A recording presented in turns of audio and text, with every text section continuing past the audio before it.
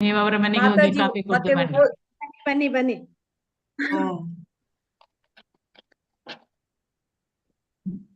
ಮಾಡ್ತೇನೆ ಮಾತಾ ಬನ್ನಿ. ಮೋಸ್ಟ್ ರೀನಾ ಮಾತಾಜಿ ಇದ್ದಾರೆ. ಓ, ರೀನಾ ಮಾತಾಜಿ ಮಾಡಿದ್ರು. ಹರೇ ಕೃಷ್ಣ ಮಾತಾಜಿ, ಧನ್ಯವಾದ. ನಾಗವೇಣಿ ಮಾತಾಜಿಗೆ ಮಾಡ್ಬೇಕಲ್ಲ ಪೋಸ್ಟ್. ಮಾಡಿದ್ದಾರೆ. ಮಾಡಿದ್ರು. ಮಾಡಿದ್ರ? ಓಕೆ, ಹರೇ ಕೃಷ್ಣ. ನಾ ಸ್ಕ್ರೀನ್ ತೆಗಿತೇನೆ ವಾಪಸ್. ತೆಗೀರಿ. Okay, thank you. Hare Krishna. Hare Hare Krishna. Krishna.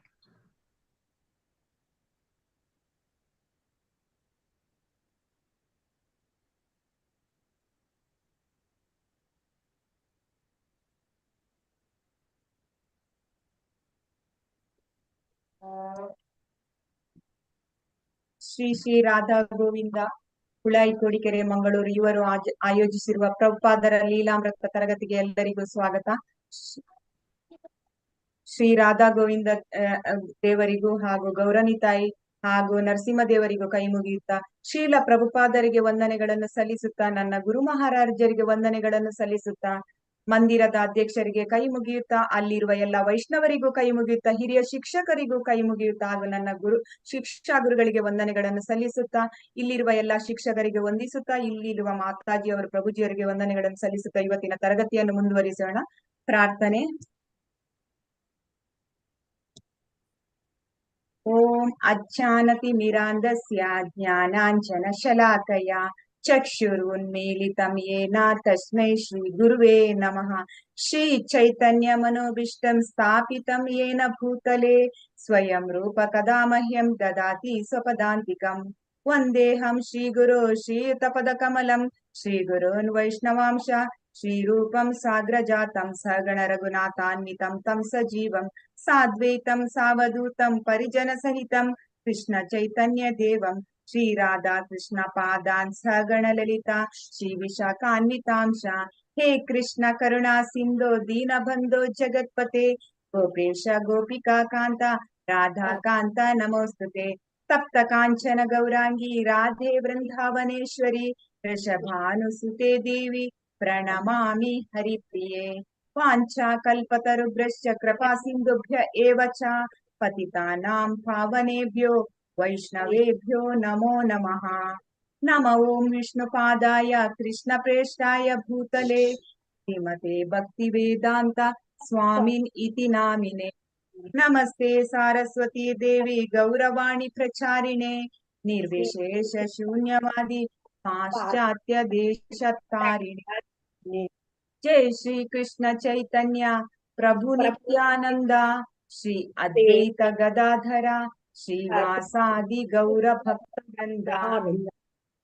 ಹರೇ ಕೃಷ್ಣ ಹರೇ ಕೃಷ್ಣ ಹರೇ ಹರೇ ಹರೇ ರಾಮ ರಾಮ ರಾಮ ಹರೇ ಹರೇ. ಹರೇ ಕೃಷ್ಣ ಕೃಷ್ಣ ಕೃಷ್ಣ ಹರೇ ಹರೇ ಹರೇ ರಾಮ ರಾಮ ರಾಮ ಹರೇ ಹರೇ. ಹರೇ ಕೃಷ್ಣ ಕೃಷ್ಣ ಕೃಷ್ಣ ಹರೇ ಹರೇ ಹರೇ ರಾಮ ರಾಮ ರಾಮ ಹರೇ ಹರೇ. ಹರೇ ಕೃಷ್ಣ. ಎಲ್ಲರಿಗೂ ಸ್ವಾಗತ. ಶೀಲ ಪ್ರಭುಪಾದರಿಗೆ ವಂದನೆಗಳು. ಈಗ ನಾವು ನಿನ್ನೆಯ ದಿನ ಹರೇ ಕೃಷ್ಣ ಮಾತಾಜಿ. ಹರೇ ಕೃಷ್ಣ. ಈಗ ಹರೇ ಕೃಷ್ಣ ಹರೇ ಕೃಷ್ಣ ಮಾತಾಜಿ. 176 ಪೇಜ್ ಮಾತಾಜಿ. 176 ಸೆಕೆಂಡ್ ಪ್ಯಾರಾದಿಂದ ಮಾತಾಜಿ. ಅದೇ ಧಾರ್ಮಿಕ ಭಾವಗಳು. ಈಗ ಇವತ್ತಿನ ತರಗತಿಯನ್ನು ಮುಂದುವರಿಸುವ ಮೊದಲು ನಾವು ನಿನ್ನೆಯ ತರಗತಿಯಲ್ಲಿ ಏನೆಲ್ಲ ಕೇಳಿದ್ವಿ ಅಂತ ಒಂದ್ಸಲ ನೋಡೋಣ. ಅಬೇರು ಝಾನ್ಸಿಯಲ್ಲಿ ಭಾರತೀಯ ಭವನದಲ್ಲಿ ರಾಧಾ ಸ್ಮಾರಕದಲ್ಲಿ ಉಳ್ಕೊಳ್ತಾರೆ. ಅಲ್ಲಿ ಅವರು ಕೃಷ್ಣ ಪ್ರಜ್ಞೆಯ ಕಾರ್ಯಗಳನ್ನೆಲ್ಲ ಮಾಡ್ತಾರೆ. ಮತ್ತೆ ರೇವಾಶಂಕರ್ ಬಯಲರ್ ಹತ್ರ ಒಂದು ಕಟ್ಟಡವನ್ನು, ಭಾರತೀಯ ಭವನ ಕಟ್ಟಡವನ್ನು ಉಚಿತವಾಗಿ ಅವರು ಕೊಟ್ಟಿರ್ತಾರೆ. ಅವರಲ್ಲಿ ಭಗವದ್ಗೀತೆ ತರಗತಿ ಮಾಡುದು, ಚೈತನ್ಯ ಚರಿತ್ರಾಮೃತ ಪ್ರವಚನ, ಮತ್ತೆ ಬರವಣಿಗೆ, ಮತ್ತೆ ಹಳ್ಳಿಯಲ್ಲಿ ಹೋಗಿ ಜನರ ಭೇಟಿ, ಮತ್ತೆ ಸಂಕೀರ್ತನೆ, ಹೀಗೆಲ್ಲ ಇದ್ರಲ್ಲಿ ಫುಲ್ ಅವರು ತಲ್ಲೀನರಾಗಿರ್ತಾರೆ. ಪಕ್ಕದ ಹಳ್ಳಿಗಳಿಗೂ ಹೋಗಿ ಸಭೆ ಸಂಕೀರ್ತನೆ ಎಲ್ಲ ಆಯೋಜಿಸ್ತಾರೆ. ಮತ್ತೆ ಲೀಗ್ ಆಫ್ ಡಿವೋಟಿಸಿನ ಸಂಘದ ಆರಂಭೋತ್ಸವವನ್ನು ತುಂಬಾ ಅವರು ಅದ್ದೂರಿಯಾಗಿ ಧಾರ್ಮಿಕ ರೀತಿಯಲ್ಲಿ ಮಾಡಿರ್ತಾರೆ. ಇಡೀ ದಿನದಲ್ಲಿ ಅವರು ಭಗವದ್ಗೀತೆ ಪಠಣ, ಕೀರ್ತನೆ, ಪ್ರಸಾದ, ಯಜ್ಞ ಮತ್ತೆ ಮಂತ್ರಘೋಷ ಇತ್ಯಾದಿ ಎಲ್ಲ ನಡೀತಾ ಇರ್ತದೆ. ಮತ್ತೆ ಮರುದಿನ ಅದು ಎಲ್ಲ ಆರಂಭೋತ್ಸವದ ಎಲ್ಲ ಒಂದು ಚಟುವಟಿಕೆಗಳು ಮರುದಿನ ಪತ್ರಿಕೆಯಲ್ಲಿ ಮತ್ತೆ ಗೌಡಿಯ ಮಠದ ಪತ್ರಿಕೆಯಲ್ಲೂ ಬರುತ್ತದೆ. ಮತ್ತೆ ಇತ್ತ ಝಾನ್ಸಿಗೆ ಅವರು 6 ತಿಂಗಳ ನಂತರ ಅಬೆಯರು ಅಲಹಾಬಾದಿನ ಮಾತಾಜಿ ಕೇಳಿಸ್ತದಲ್ಲ ನಾನ್ ಮಾತಾಡೋದು? ಹೇಳ್ತದೆ. ಕೇಳಿಸ್ತಾ ಉಂಟು. ಅಂದ್ರೆ ಇಲ್ಲಿ ಮಳೆ ಬರ್ತದೆ, ಅದಕ್ಕೆ ನಾನು ಜೋರಾಗಿ ಮಾತಾಡ್ತೀನಿ. ಮತ್ತೆ ಇಲ್ಲಿ ಕೂಡ ಝಾನ್ಸಿಗೆ ಮಳೆ ಅವರು ಬರ್ತಾ 6 ತಿಂಗಳ ಇದೆ. ಹರೇ ಕೃಷ್ಣ. ಮತ್ತೆ ಇತ್ತ ಝಾನ್ಸಿಗೆ ಅವರು ಬಂದಾಗ ಅವರು 6 ತಿಂಗಳ ನಂತರ ಅಬೆಯರು ಪುನಃ ಅಲಹಾಬಾದಿನ ಆ ಒಂದು ಅವರ ಈ ಝಾನ್ಸಿಗೆ ಬಂದ 6 ತಿಂಗಳ ನಂತರ ಅಬೆಯರ ಅಲಹಾಬಾದಿನಲ್ಲಿ ಅವರ ಅಂಗಡಿ ಕಳ್ಳತನ ಆಗ್ತದೆ. ಕೆಲಸದವರೇ ಅಲ್ಲಿದ್ದ ಹಣ ಮತ್ತೆ ಎಲ್ಲ ವೈದ್ಯಕೀಯ ಉಪಕರಣಗಳು ಮತ್ತೆ ಅತ್ಯಂತ ಬೆಲೆ ಬಾಳುವ ಸಾಮಾನುಗಳನ್ನೆಲ್ಲ ಕದ್ದಿರ್ತಾರೆ. ಅಬೆಯರಿಗೆ ಸ್ವಲ್ಪ ದುಃಖ ಆಗ್ತದೆ, ಆದ್ರೆ ಅವರು ಎಣಿಸ್ತಾರೆ ಇದೆಲ್ಲ ಆದದ್ದು ಒಳ್ಳೇದೇ ಅಂತ ಹೇಳ್ಕೊಂಡು. ಅಂದ್ರೆ ಇನ್ನು ನನ್ಗೆ ಈ ತರ ಆದ ಕಾರಣ ನನ್ಗೆ ಇನ್ನು ನನ್ಗೆ ರಾಧಾ ಮಾಧವನ ಸೇವೆ ಎಲ್ಲ ಚೆನ್ನಾಗಿ ಮಾಡ್ಬೋದಂತ ಅನ್ಕೊಳ್ತಾರೆ. ಲೀಗಲ್ ಡಿವೋಟೀಸ್ ನಲ್ಲಿ ಅಬೆಯರೊಬ್ಬರೇ ಪೂರ್ತಿಯಾಗಿ ಅಂದ್ರೆ ಪೂರ್ಣ ಅವಧಿಯಲ್ಲಿ ಕೆಲಸ ಮಾಡೋದು ಅಬೆಯರೊಬ್ಬರೇ ಆಗಿರ್ತಾರೆ. ಕೆಲವರು ಸ್ವಲ್ಪ ಹೊತ್ತಿಗೆ ಬರ್ತಾರೆ, ಸೇವೆ ಮಾಡ್ತಾರೆ, ಹೋಗ್ತಾರೆ. ಬಟ್ ಇವರೊಬ್ಬರೇ ಇರ್ತಾರೆ. ಇದು ಅವರಿಗೆ ಅಂದ್ರೆ ಅವರಿಗೆ ತುಂಬಾ ಕಷ್ಟ ಆಗ್ತದೆ ಅವರೊಬ್ಬರೇ ಮಾಡುವ ಕಾರಣ. ಮತ್ತೆ ಲೀಗಲ್ ಡಿವೋಟೀಸ್ ನ ಒಂದು ದಾನಪತ್ರ ಬೇಕಿತ್ತು. ಅದು ಅವರಿಗೆ ಬಯಲರಿಂದ ಮೊದಲು ಆ ಒಂದು ಆಸ್ತಿಯ ಪ್ರತಿನಿಧಿಯಾಗಿದ್ದ ಬಯಲರಿಂದ ಅವರಿಗೆ ಸಿಕ್ಕಿರುವುದಿಲ್ಲ, ರೇವಾಶಂಕರ್ ಬಯಲರಿಂದ. ಅದನ್ನು ದಾನಪತ್ರ ತೆಗೆದುಕೊಳ್ಳಿಕ್ಕೆ ಅಂತ ಹೋಗ್ತಾರೆ ಆ ಕಟ್ಟಡವನ್ನು ನೋಂದಾಯಿಸ್ಬೇಕಂತೇಳಿ. ಆ ಒಂದು ದಾನಪತ್ರ ತೆಗೆದುಕೊಳ್ಳಲು. ಆಗ ಅವರು ಬಯಲರು ಹೇಳ್ತಾರೆ, ನೀವು ಕಟ್ಟಡವನ್ನು ನೋಂದಾಯಿಸ್ಬೇಕು, ನಂಗೆ ನೀವು 500 ರೂಪಾಯಿ ಕೊಡಿ ಅಂತ ಹೇಳ್ತಾರೆ. ಇವರು ಬಯಲರ 500 ರೂಪಾಯಿ ಕೇಳಿದಾಗ್ಲೂ ಅಬೆಯರ ಹತ್ರ 500 ರೂಪಾಯಿನೂ ಇರುದಿಲ್ಲ. ಯಾಕೆಂದ್ರೆ ಅವರ ಇದು ಅಲಹಾಬಾದಿನ ಅಂಗಡಿಯಲ್ಲಿ ಒಂದು ಕಳ್ಳತನ ಆದ ಕಾರಣ ಅಲ್ಲಿ ಅವರಿಗೆ ತುಂಬಾ ಒಂದು ನಷ್ಟ ಆಗಿರ್ತದೆ. ಮತ್ತೆ ಈ ಒಂದು ಅವರದ್ದು ಆರಂಭೋತ್ಸವ, ಈ ಲೀಗ್ ಆಫ್ ಡಿವೋಟೀಸ್ ನ ಆರಂಭೋತ್ಸವ ಮಾಡುವಾಗ ಅಲ್ಲಿ ತುಂಬಾ ಖರ್ಚಾಗಿರ್ತದೆ. ಹಾಗೆ ಇವರಿಗೆ ತುಂಬಾ ಕಷ್ಟ ಆಗುತ್ತದೆ ಆ ಒಂದು ಮೊತ್ತವನ್ನು ಕೊಡ್ಲಿಕ್ಕೆ. ಮತ್ತೆ ಎಗೇನ್ ಅವರು ಒಂದು ಬಯಲರು ಏನ್ ಮಾಡ್ತಾರೆ, ಅವರಿಗೆ ಇನ್ನೊಂದು ರಿಕ್ವೆಸ್ಟ್ ಮಾಡ್ತಾರೆ, ನೀವು 5,000 ರೂಪಾಯಿ ಕೊಟ್ರೆ ಈ ಕಟ್ಟಡವನ್ನು ನೀವು ಪೂರ್ತಿಯಾಗಿ ನೀವು ನೋಂದಾಯಿಸಬಹುದಲ್ಲ ಅಂತ ಹೇಳ್ಕೊಂಡು. ಆದ್ರೂನು ಅದಕ್ಕೂ ಇವರಿಗೆ ಏನು ಮಾಡ್ಬೇಕಂತ ಗೊತ್ತಾಗುದಿಲ್ಲ. ಯಾವುದಕ್ಕೂ ಇವರ ಜೊತೆ ಹಣ ಇರುದಿಲ್ಲ. 5,000 ರೂಪಾಯಿ ಕೊಡ್ಲಿಕ್ಕೆ 500 ರೂಪಾಯಿ ಕೊಡ್ಲಿಕ್ಕೆನೆ ಇಲ್ಲ, ಇನ್ನು 5,000 ರೂಪಾಯಿ ಎಲ್ಲಿಂದ ಕೊಡೋದು? ಹಣ ಸಂಗ್ರಹಿಸ್ಬೇಕಂತ ಹೇಳಿದ್ರೆ ಅವರು ಯಾವ ರೀತಿಯಲ್ಲಿ ನಾನು ಹಣ ಸಂಗ್ರಹಿಸಿ ಕೊಡುದಂತ ಹೇಳ್ಕೊಂಡಿರ್ತಾರೆ. ಅವರಿಗೆ ಒಂದೇ ಇರುವುದು ಅಂತ ಹೇಳಿದ್ರೆ ಕಲ್ಕತ್ತೆಗೆ ಹೋಗಿ ಪುನಃ ಆ ಒಂದು ಸಣ್ಣ ಒಂದು ಔಷಧ ಅಂಗಡಿಯನ್ನು ಪುನಃ ಆ ಒಂದು ವ್ಯಾಪಾರವನ್ನು ಕಂಟಿನ್ಯೂ ಮಾಡಿ ಅಲ್ಲಿ ಪುನಃ ಸಂಪಾದನೆ ಮಾಡಿ ಪುನಃ ಹಾಗೆ ಇದನ್ನು ತೆಗೆದುಕೊಳ್ಳುವ ಅಂತೇಳಿ ಪುನಃ ಕಲ್ಕತ್ತೆಗೆ. ಅಲ್ಲಿ ಅವರು ಕಲ್ಕತ್ತೆಗೆ ಹೋದಾಗ ಸೀದಾ ಮನೆಗೆ ಹೋಗುದಿಲ್ಲ, ಸೀದಾ ಗೌಡಿಯ ಮಠದಲ್ಲಿ ಇರ್ತಾರೆ. ಅಲ್ಲಿನೇ ಸ್ವಲ್ಪ ಸಮಯ ಇದ್ದುಕೊಂಡು ಅಲ್ಲಿ ಶ್ರೀಮದ್ ಭಾಗವತ ಹಾಗೆ ಎಲ್ಲ ಉಪನ್ಯಾಸ ಕೊಟ್ಟುಕೊಂಡು ಇರ್ತಾರೆ. ಮತ್ತೆ ಅಲ್ಲಿಯ ಜನರನ್ನು ಪುನಃ ಆಕರ್ಷಿಸ್ತಾರೆ. ಅವರು ಅಲ್ಲಿಂದ ಸೀದಾ ಅಲ್ಲಿ ಮಠದಲ್ಲಿ ಸ್ವಲ್ಪ ಸಮಯ ಇರ್ತಾರೆ, ಮತ್ತೆ ಮನೆಗೆ ಬರ್ತಾರೆ. ಮನೆಯಲ್ಲಿ ಪುನಃ ಅವರು ಅದೇ ಕೃಷ್ಣ ಪ್ರಜ್ಞೆಯ ಚಟುವಟಿಕೆಗಳು ಪುನಃ ಆ ತರವೇ ಮಾಡಿರ್ತಾರೆ. ನೆರೆಹೊರೆಯವರೆಲ್ಲ ಬರ್ತಾರೆ, ಪ್ರವಚನ ಕೇಳ್ತಾರೆ ಮನೆಯಲ್ಲಿ. ಎಲ್ಲ ಅವರು ಮನೆಯಲ್ಲಿರುವ ಉದ್ದೇಶ ಅಂತ ಹೇಳಿದ್ರೆ ಹೆಂಡತಿ ಮಕ್ಕಳೆಲ್ಲ ನನ್ನ ಒಂದು ಪ್ರವಚನ ಕೇಳಿ ಅವರು ಸಹ ಭಕ್ತಿ ಪಥದಲ್ಲಿ ಬರ್ಬೇಕಂತ ಹೇಳಿ. ಆದ್ರೆ ಅವರಿಗೆ ಯಾರಿಗೂ ಅವರ ಕುಟುಂಬದ ಸದಸ್ಯರಿಗೆ ಯಾರಿಗೂ ಇವರ ಈ ಒಂದು ಭಕ್ತಿ ಮಾರ್ಗದಲ್ಲಿ ಅವರಿಗೆ ಆಸಕ್ತಿಯೇ ಇರುವುದಿಲ್ಲ. ಅವರಿಗೆ ಅಂದ್ರೆ ಅಬೆಯರಿಗೆ ತುಂಬಾ ಒಂದು ಆಶೆ ಇತ್ತು, ನಮ್ಮ ಸಂಸಾರ ಒಂದು ವೈಷ್ಣವ ಸಂಸಾರ ಆಗ್ಬೇಕಂತ ಹೇಳಿ. ಆದ್ರೆ ಆ ಮನೆಯಲ್ಲಿ ಅವರ ಪತ್ನಿ ಇದು ಚಹಾ ಸೇವಿಸುದು ಇದೆಲ್ಲ ಇತ್ತು. ಆದ ಕಾರಣ ಮತ್ತೆ ಅವರು ಹೇಳ್ತಾರೆ, ನೀವು ಅಬೆಯರಿಗೆ ಈಗ ಗೊತ್ತಾಗ್ತದೆ, ನನ್ನ ಪತ್ನಿ ಆಗ್ಲಿ ಮಕ್ಕಳಾಗ್ಲಿ ನನ್ನ ದಾರಿ ಹಿಡಿಯುವುದಿಲ್ಲ, ಅಂದ್ರೆ ನನ್ನ ಭಕ್ತಿ ಪಥಕ್ಕೆ ಬರುವುದಿಲ್ಲ ಅವರು ಅಂತೇಳಿ ಪೂರ್ತಿ ನಂಬಿಕೆಯಾಗಿರುತ್ತದೆ. ಮತ್ತೆ ಒಂದು ದಿನ ಈ ಒಂದು ಚಹಾದ ಬಗ್ಗೆ ಒಂದು ಚಹಾ ಬಿಡುವ ಒಂದು ವಿಷಯ ಬರುವಾಗ ಅವರು ಕೇಳ್ತಾರೆ, ನಿಂಗೆ ಗಂಡ ಅಗತ್ಯ ಇದೆಯಾ ಅಥವಾ ಚಹಾವೇ ಅಗತ್ಯವಾ ಅಂತ ಹೇಳಿ. ಅದಕ್ಕೆ ಅವರು ಹೇಳ್ತಾರೆ, ಗಂಡನನ್ನು ಬೇಕಾದ್ರೆ ತ್ಯಜಿಸ್ತೇನೆ, ಚಹಾವ ನನ್ಗೆ ಬೇಕೇ ಬೇಕು ಅಂತ ಹೇಳಿ ಚಹಾವನ್ನ ಆಯ್ಕೆ ಮಾಡ್ತಾರೆ. ಹಾಗೆ ಒಂದು ದಿನ ರಾಧಾರಾಣಿ ಅವರು ಅಬೆಯರು ಬರೆದಿಟ್ಟ ಒಂದು ಭಾಗವತ ಗ್ರಂಥದ ಒಂದು ಹಲವಾರು ಪ್ರತಿಗಳನ್ನು ಇನ್ನು ಮುಂದಕ್ಕೆ ಅದು ಮುದ್ರಣಕ್ಕೆ ಅಂತ ಹೇಳ್ಕೊಂಡು ಎಲ್ಲ ತುಂಬಾ ಪ್ರತಿಗಳನ್ನು ಭಾಗವತದ ಒಂದು ಹಲವಾರು ಒಂದು ಪ್ರತಿಗಳನ್ನು ಮಾಡಿರ್ತಾರೆ ಅವರು ಕೈಯಲ್ಲಿ ಬರೆದು, ಈ ಸಂಸ್ಕೃತದಿಂದ ಇಂಗ್ಲಿಷಿಗೆಲ್ಲ ತರ್ಜುಮೆ ಮಾಡಿದ್ದು ತುಂಬಾ ಒಟ್ಟು ಮಾಡಿರ್ತಾರೆ. ಅವರದನ್ನೊಂದು ದಿನ ಅವರಿಗೆ ಎಲ್ಲಾ ಪ್ರತಿಗಳನ್ನು ಪೇಟೆಗೆ ಹೋಗಿ ಮಾರಾಟ ಮಾಡಿ ಅದಕ್ಕೆ ಅದನ್ನು ಮಾರಾಟ ಮಾಡಿ ಅದರಿಂದ ಬಿಸ್ಕಿಟ್ ತೆಗೆದುಕೊಂಡು ಬರ್ತಾರೆ. ಮನೆಯಲ್ಲಿ ಪ್ರಭುಪಾದರು ಅದು ಅಭಯರದನ್ನು ಹುಡುಕುವಾಗ ಆ ಪ್ರತಿ ಸಿಕ್ಕಿರುವುದಿಲ್ಲ. ಪತ್ನಿ ಹೇಳ್ತಾರೆ, ನಾನು ಅದನ್ನು ಈ ತರ ಎಲ್ಲ ಒಂದು ಬಿಸ್ಕಿಟ್ಗಾಗಿ ಅದನ್ನು ನಾನು ಅದನ್ನು ಮಾರಿಬಿಟ್ಟೆ ಅಂತ ಹೇಳ್ತಾರೆ. ಅಭಯರಿಗೆ ತುಂಬಾ ದುಃಖ ಆಗ್ತದೆ. ಈಗ ಅವರಿಗೆ ಆಯ್ತು ಆಗ್ತದೆ, ಯಾರು ಸಹ ನನ್ನ ಸಂಸಾರದಲ್ಲಿ ನನ್ನ ಇದಕ್ಕೆ ಯಾರು ಇಲ್ಲ ಅಂತ ಹೇಳಿ ಅವರಿಗೆ ಸಂಸಾರದ ಮೇಲೆ ಇದುವೇ ನನ್ನದು ಅಂತಿಮ. ಇನ್ನು ನಾನು ಇವರಿಗೆ ಯಾರನ್ನು ಒತ್ತಾಯ ಮಾಡುದಿಲ್ಲ ಭಕ್ತಿ ಪಥಕ್ಕೆ ಅಂತ ಹೇಳಿ ಅಲ್ಲಿಗೆ ಒಂದು ತೆರೆ ಹಾಕಿ ಬಿಡ್ತಾರೆ. ಅಭಯರು ಈ ಬಾರಿ ಮನೆಯಿಂದ ಶಾಶ್ವತವಾಗಿ ಹೋಗುವುದಂತ ಹೇಳಿಯೇ ಯೋಚನೆ ಮಾಡ್ಕೊಂಡು ಅಲ್ಲಿಂದ ಬರ್ತಾರೆ. ಮುಂದಕ್ಕೆ ಯಾವತ್ತು ನಾನು ಇನ್ನು ಮನೆಗೆ ಹಿಂದಿರುಗುದಿಲ್ಲ ಅಂತ ಹೇಳಿ ಅಭಯರು ತ್ಯಜಿಸುವ ಮುನ್ನ ಅವರು ಎಣಿಸ್ತಾರೆ, ಮನೆ ಬಿಡುವ ಮೊದಲು ನಾನು ನನ್ನ ಮಕ್ಕಳ ಮದುವೆ ಮಾಡ್ಬೇಕಂತ ಹೇಳಿ ಬಯಸಿದ್ದೆ, ಬಟ್ ಅದು ಆಗಿಲ್ಲ, ಅದು ಕೈಗೂಡ್ಲಿಲ್ಲ ಅಂತೇಳಿ. ಸಪೋಸ್ ನಾನು ಇಲ್ಲದಿದ್ರುನು ನನ್ನ ಮಕ್ಕಳ ಯೋಗಕ್ಷೇಮವನ್ನು ಆ ಭಗವಂತನೇ ನೋಡ್ಕೊಳ್ತಾನೆ. ನಾನಿಲ್ಲದಿದ್ರೆ ಅವನೇ ನೋಡ್ಕೊಳ್ಳೋದಲ್ವಾ. ಈಗ ನಾನು ಹಾಗೇನೆ ಅವರ ಮಕ್ಕಳ ಮದುವೆಯನ್ನು ಮಾಡದಿದ್ರು ಅವರ ಯೋಗಕ್ಷೇಮ ನೋಡದಿದ್ರು ಭಗವಂತ ಅಂತೂ ನೋಡ್ಕೊಳ್ತಾನೆ ಅಂತ ಹೇಳಿ ದೃಢ ಮನಸ್ಸು ಬಿಟ್ಟು ಅವರು ಆ ಮನೆಯನ್ನು ತ್ಯಜಿಸಿ ಸೀದಾ ಬಂದು ಬಿಡ್ತಾರೆ. ಖಂಡಿತ ಭಗವಂತನೇ ನೋಡ್ಕೊಳ್ತಾನೆ ಅಂತ ಹೇಳ್ತಾರೆ. ಸಪೋಸ್ ನಾನು ಸತ್ರುನು ಅವರೆಲ್ಲರ ರಕ್ಷಣೆಯ ಭಾರ ಯಾರು ಹೊರ್ತಾರೆ? ಭಗವಂತನೇ ಅಲ್ವಾ ಅಂತೇಳಿ ಒಂದು ಪ್ರಶ್ನೆ ಹಾಕಿಕೊಂಡು ಅವರು ಬರ್ತಾರೆ. ಈಗ 176ನೇ ಪೇಜಿನಿಂದ ಓದುದು.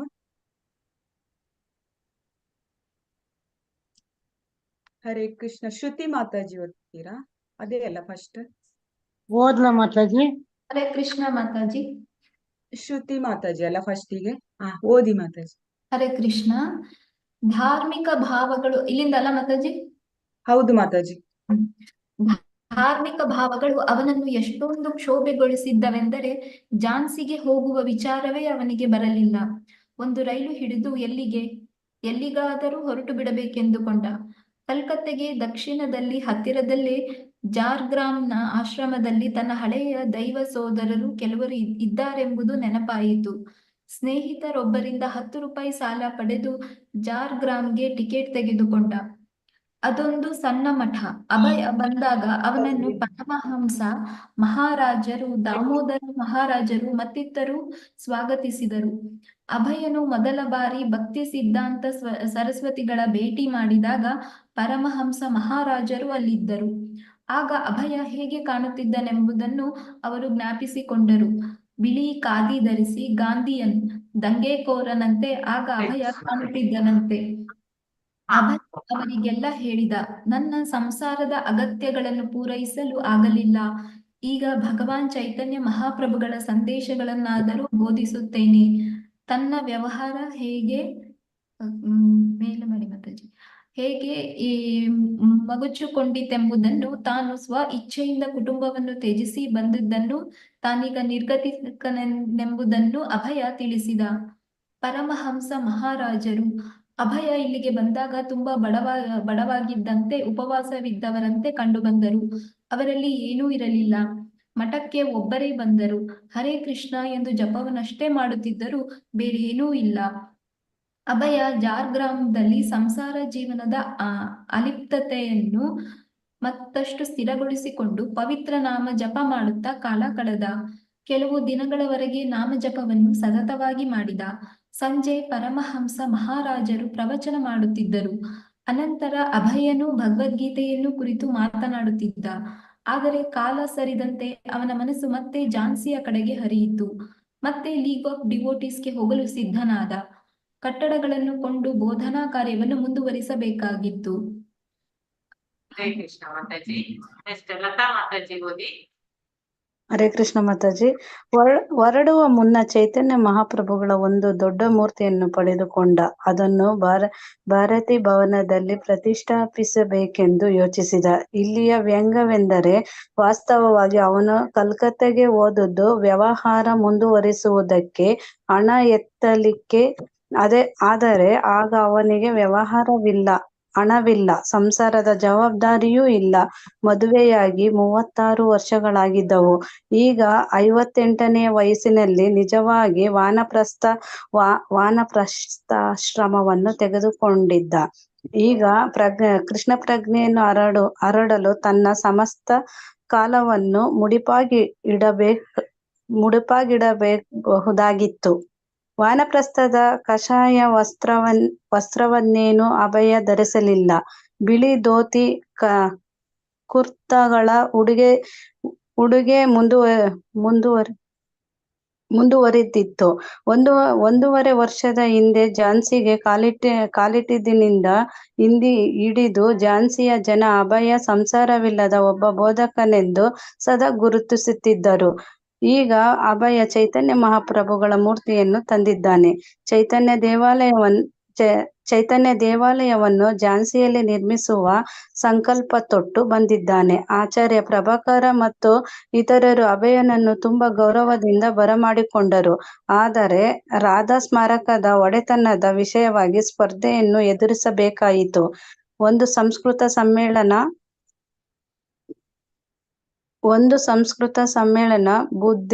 ಬುಂದೇಲ್ಖಂಡ ಸಂಸ್ಕೃತ ಸಮ್ಮೇಳನದ ಸಂದರ್ಭವು ರಾಜ್ಯಪಾಲರಾದ ಕೆ. ಎಂ. ಮುನೀಕ್ಷಾ ಅವರನ್ನು, ಅವರ ಪತ್ನಿ ಲೀಲಾವತಿಯನ್ನು ಝಾನ್ಸಿಗೆ ಕರೆತಂದಿತು.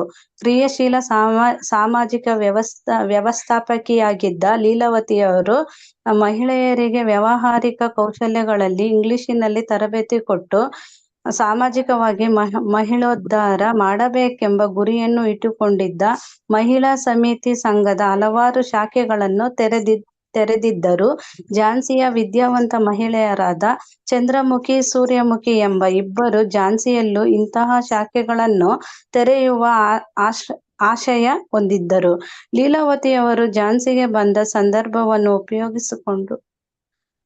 ಉಪಯೋಗಿಸಿಕೊಂಡು ಇವರು ಲೀಲಾವತಿಯನ್ನು ಭೇಟಿ ಮಾಡಿದರು. ಲೀಲಾವತಿಯನ್ನು ಇವರಿಬ್ಬರನ್ನು ಹುರಿದುಂಬಿಸಿದರು. ಝಾನ್ಸಿಯಲ್ಲಿ ಸಮಾಜ ಕೇಂದ್ರಗಳನ್ನು ಎಲ್ಲೆಲ್ಲಿ ತೆರೆಯಬಹುದೆಂಬ ಬಗೆಗೆ ಚರ್ಚೆ ಮಾಡಿದರು. ಇಬ್ಬರು ಭಾರತೀಯ ಭವನವನ್ನು ಬಳಸಬಹುದೆಂಬ ಸಲಹೆ ಮುಂದಿಟ್ಟರು. ಇದೇ ಸೂರ್ಯಮುಖಿ ಶರ್ಮರು ಹಿಂದೆ ಅಭಯ ಶರಣ್ ದೇ ಪರವಾಗಿ ಭಾರತಿ ಭವನವನ್ನು ಲೀಗ್ ಆಫ್ ಡಿವೋಟೀಸ್ ಬಿಟ್ಟುಕೊಡಬೇಕೆಂದು ಬಯಾಲರನ್ನು ಪ್ರಾರ್ಥಿಸಿಕೊಂಡ ಅಭಯ ಅಭಿಮಾನಿಗಳಲ್ಲಿ ಒಬ್ಬರಾಗಿದ್ದರು.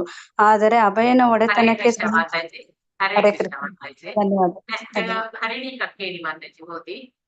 ಆದರೆ ಅಲ್ಲಿಂದ ಹರಿಣಿ ಕಕ್ಕೇರಿ ಹರೇ ಕೃಷ್ಣ ಮಾತಾಜಿ. ಹರೇ ಕೃಷ್ಣ.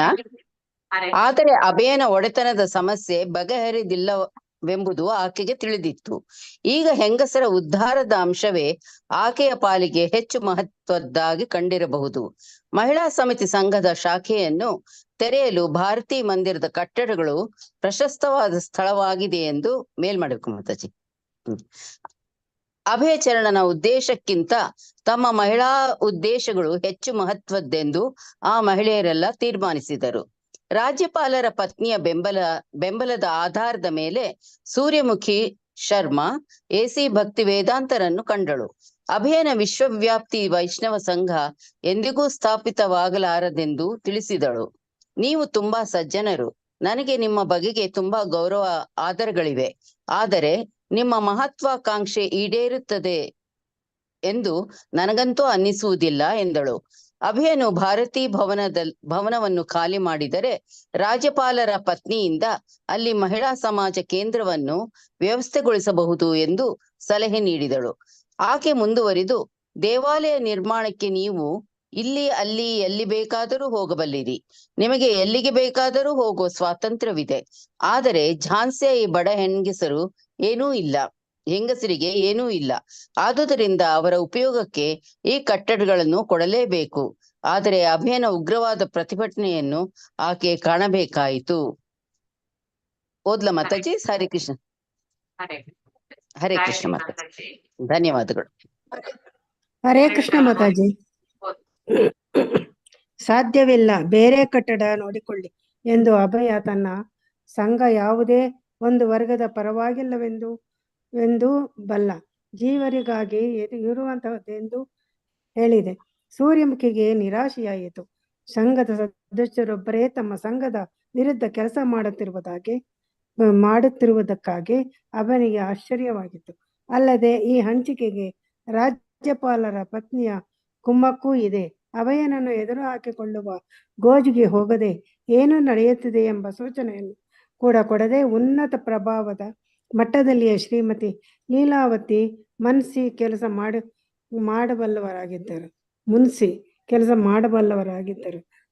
ಆಕೆ ಬಯಾಲರೊಂದಿಗೆ ಮಾತುಕತೆ ನಡೆಸಿದಾಗ ಭಾರತೀ ಭವನದ ಮೇಲೆ ತಮ್ಮ ಕೋರಿಕೆಯನ್ನು ಕೈಬಿಡುವಂತೆ ಬಯಾಲರು ಅಭಯನನ್ನು ಕೇಳುವ ಒತ್ತಡಕ್ಕೆ ಸಿಕ್ಕಿದ್ದಾರೆ ಎಂಬ ಗಾಳಿ ಸುದ್ದಿ ಬೇಗ ಹರಡಿತು. ಬಯಾಲರು ಝಾನ್ಸಿಯ ಒಂದು ಚಿತ್ರಮಂದಿರದ ಒಡೆಯರಾಗಿದ್ದರು. ಅಭಯ ಶರಣರು ರಾಧಾ ಸ್ಮಾರಕವನ್ನು ಖಾಲಿ ಮಾಡಿ ಹೋಗದಿದ್ದರೆ ಆ ಚಿತ್ರಮಂದಿರಕ್ಕೆ ಆಪರೇಟರ್ ಲೈಸೆನ್ಸ್ ತೆಗೆದುಕೊಳ್ಳುವುದು ತುಂಬಾ ಕಷ್ಟವಾಗುತ್ತದೆ ಎಂಬ ಮಾತು ಅದು. 1954ರಲ್ಲಿ 5,000 ರೂಪಾಯಿಗಳನ್ನು ಅಭಯನಿಂದ ಹೊಂದಿಸಲಾಗದಿದ್ದ ಸಂದರ್ಭದಲ್ಲಿ ಲೀಲಾವತಿಯ ಮುನ್ಸಿಯವರು ಅಭಯನಿಗೆ ಒಂದು ಪತ್ರ ಬರೆದರು. ಪೂಜ್ಯ ಭಕ್ತಿವೇದಾಂತಜಿ, ನೀವು ಅಲ್ಲಿ ವ್ಯವಸ್ಥೆ ಮಾಡಬೇಕೆಂದುಕೊಂಡಿದ್ದೀರಿ, ಆದರೆ ನಿಮ್ಮಿಂದ ಸಾಧ್ಯವಾಗಲಿಲ್ಲ. ಆದರೆ ನನ್ನಲ್ಲಿ ಮಹಿಳಾ ಸಮಿತಿ ಎಂಬ ಸಂಸ್ಥೆ ಇದೆ, ಆದ್ದರಿಂದ ನನಗೆ ಏಕೆ ಅದನ್ನು ಕೊಡಬಾರದು? ಅಭಯನಿಗೆ ವಿರೋಧಿಸಲು ಮನಸ್ಸಾಯಿತು. ಅಭಯನ ವಕೀಲ ಸ್ನೇಹಿತರು ರಾಜ್ಯಪಾಲರ ಕುಟುಂಬ ವಿರೋಧಿಸಿ ನಿಂತಿದ್ದರು. ಕೋರ್ಟಿನಲ್ಲಿ ಅಭಯನಿಗೆ ಒಳ್ಳೆಯ ಅವಕಾಶವಿದೆ ಎಂದು ಸಲಹೆ ಮಾಡಿದರು. ಧಾರ್ಮಿಕ ಕಟ್ಟಡಗಳ ಬಗೆಗೆ ಗೌರವ ತೋರಿಸುವ ಭಾರತದ ಪರಂಪರೆ ಅಭಯನ ಕಡೆಗಿತ್ತು. ಹರೇ ಕೃಷ್ಣ ಮಾತಾಜಿ, ಧನ್ಯವಾದಗಳು. ಧನ್ಯವಾದಗಳು. ರಾಜು ಸಂಬಾರ್, ಪ್ರಭುಜಿ ಹರೇ ಕೃಷ್ಣ. ಹರೇ ಕೃಷ್ಣ ಮಾತಾಜಿ. ಹರೇ ಕೃಷ್ಣ.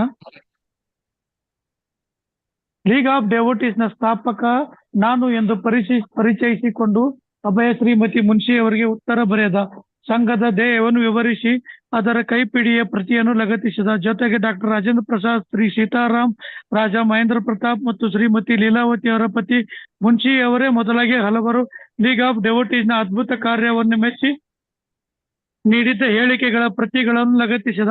ಅಲ್ಲದೆ ಲೀಗ್ ಆಫ್ ಡೆವೋಟೀಸ್ನ ಸತ್ಕಾರ್ಯಗಳನ್ನು ಮೆಚ್ಚಿ ಮಾನ್ಯ ರಾಜ್ಯಪಾಲ KM ಮುನ್ಷಿಯವರೇ ಈಚೆಗೆ ಮಥುರೆಯಲ್ಲಿ ಲೀಗ್ ಆಫ್ ಡೆವೋಟೀಸ್ನ ಅಧ್ಯಕ್ಷರಿಗೆ 100 ರೂಪಾಯಿಗಳ ದ್ರವ್ಯ ದಾನವನ್ನು ಮಾಡಿದ್ದ ಸಂಗತಿಯನ್ನು ವಿವರಿಸಿದ.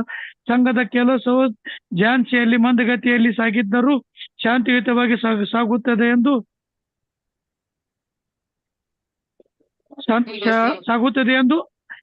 ಇಲ್ಲ ಮಾತಾಜಿ, ಅಲ್ಲಿ ಹ್ಯಾಂಡ್ ರೈಸ್ ಎತ್ತಿಲ್ಲ, ಅದಕ್ಕೆ ಕೆಳಗೆ ಮಾಡಿಸಿ.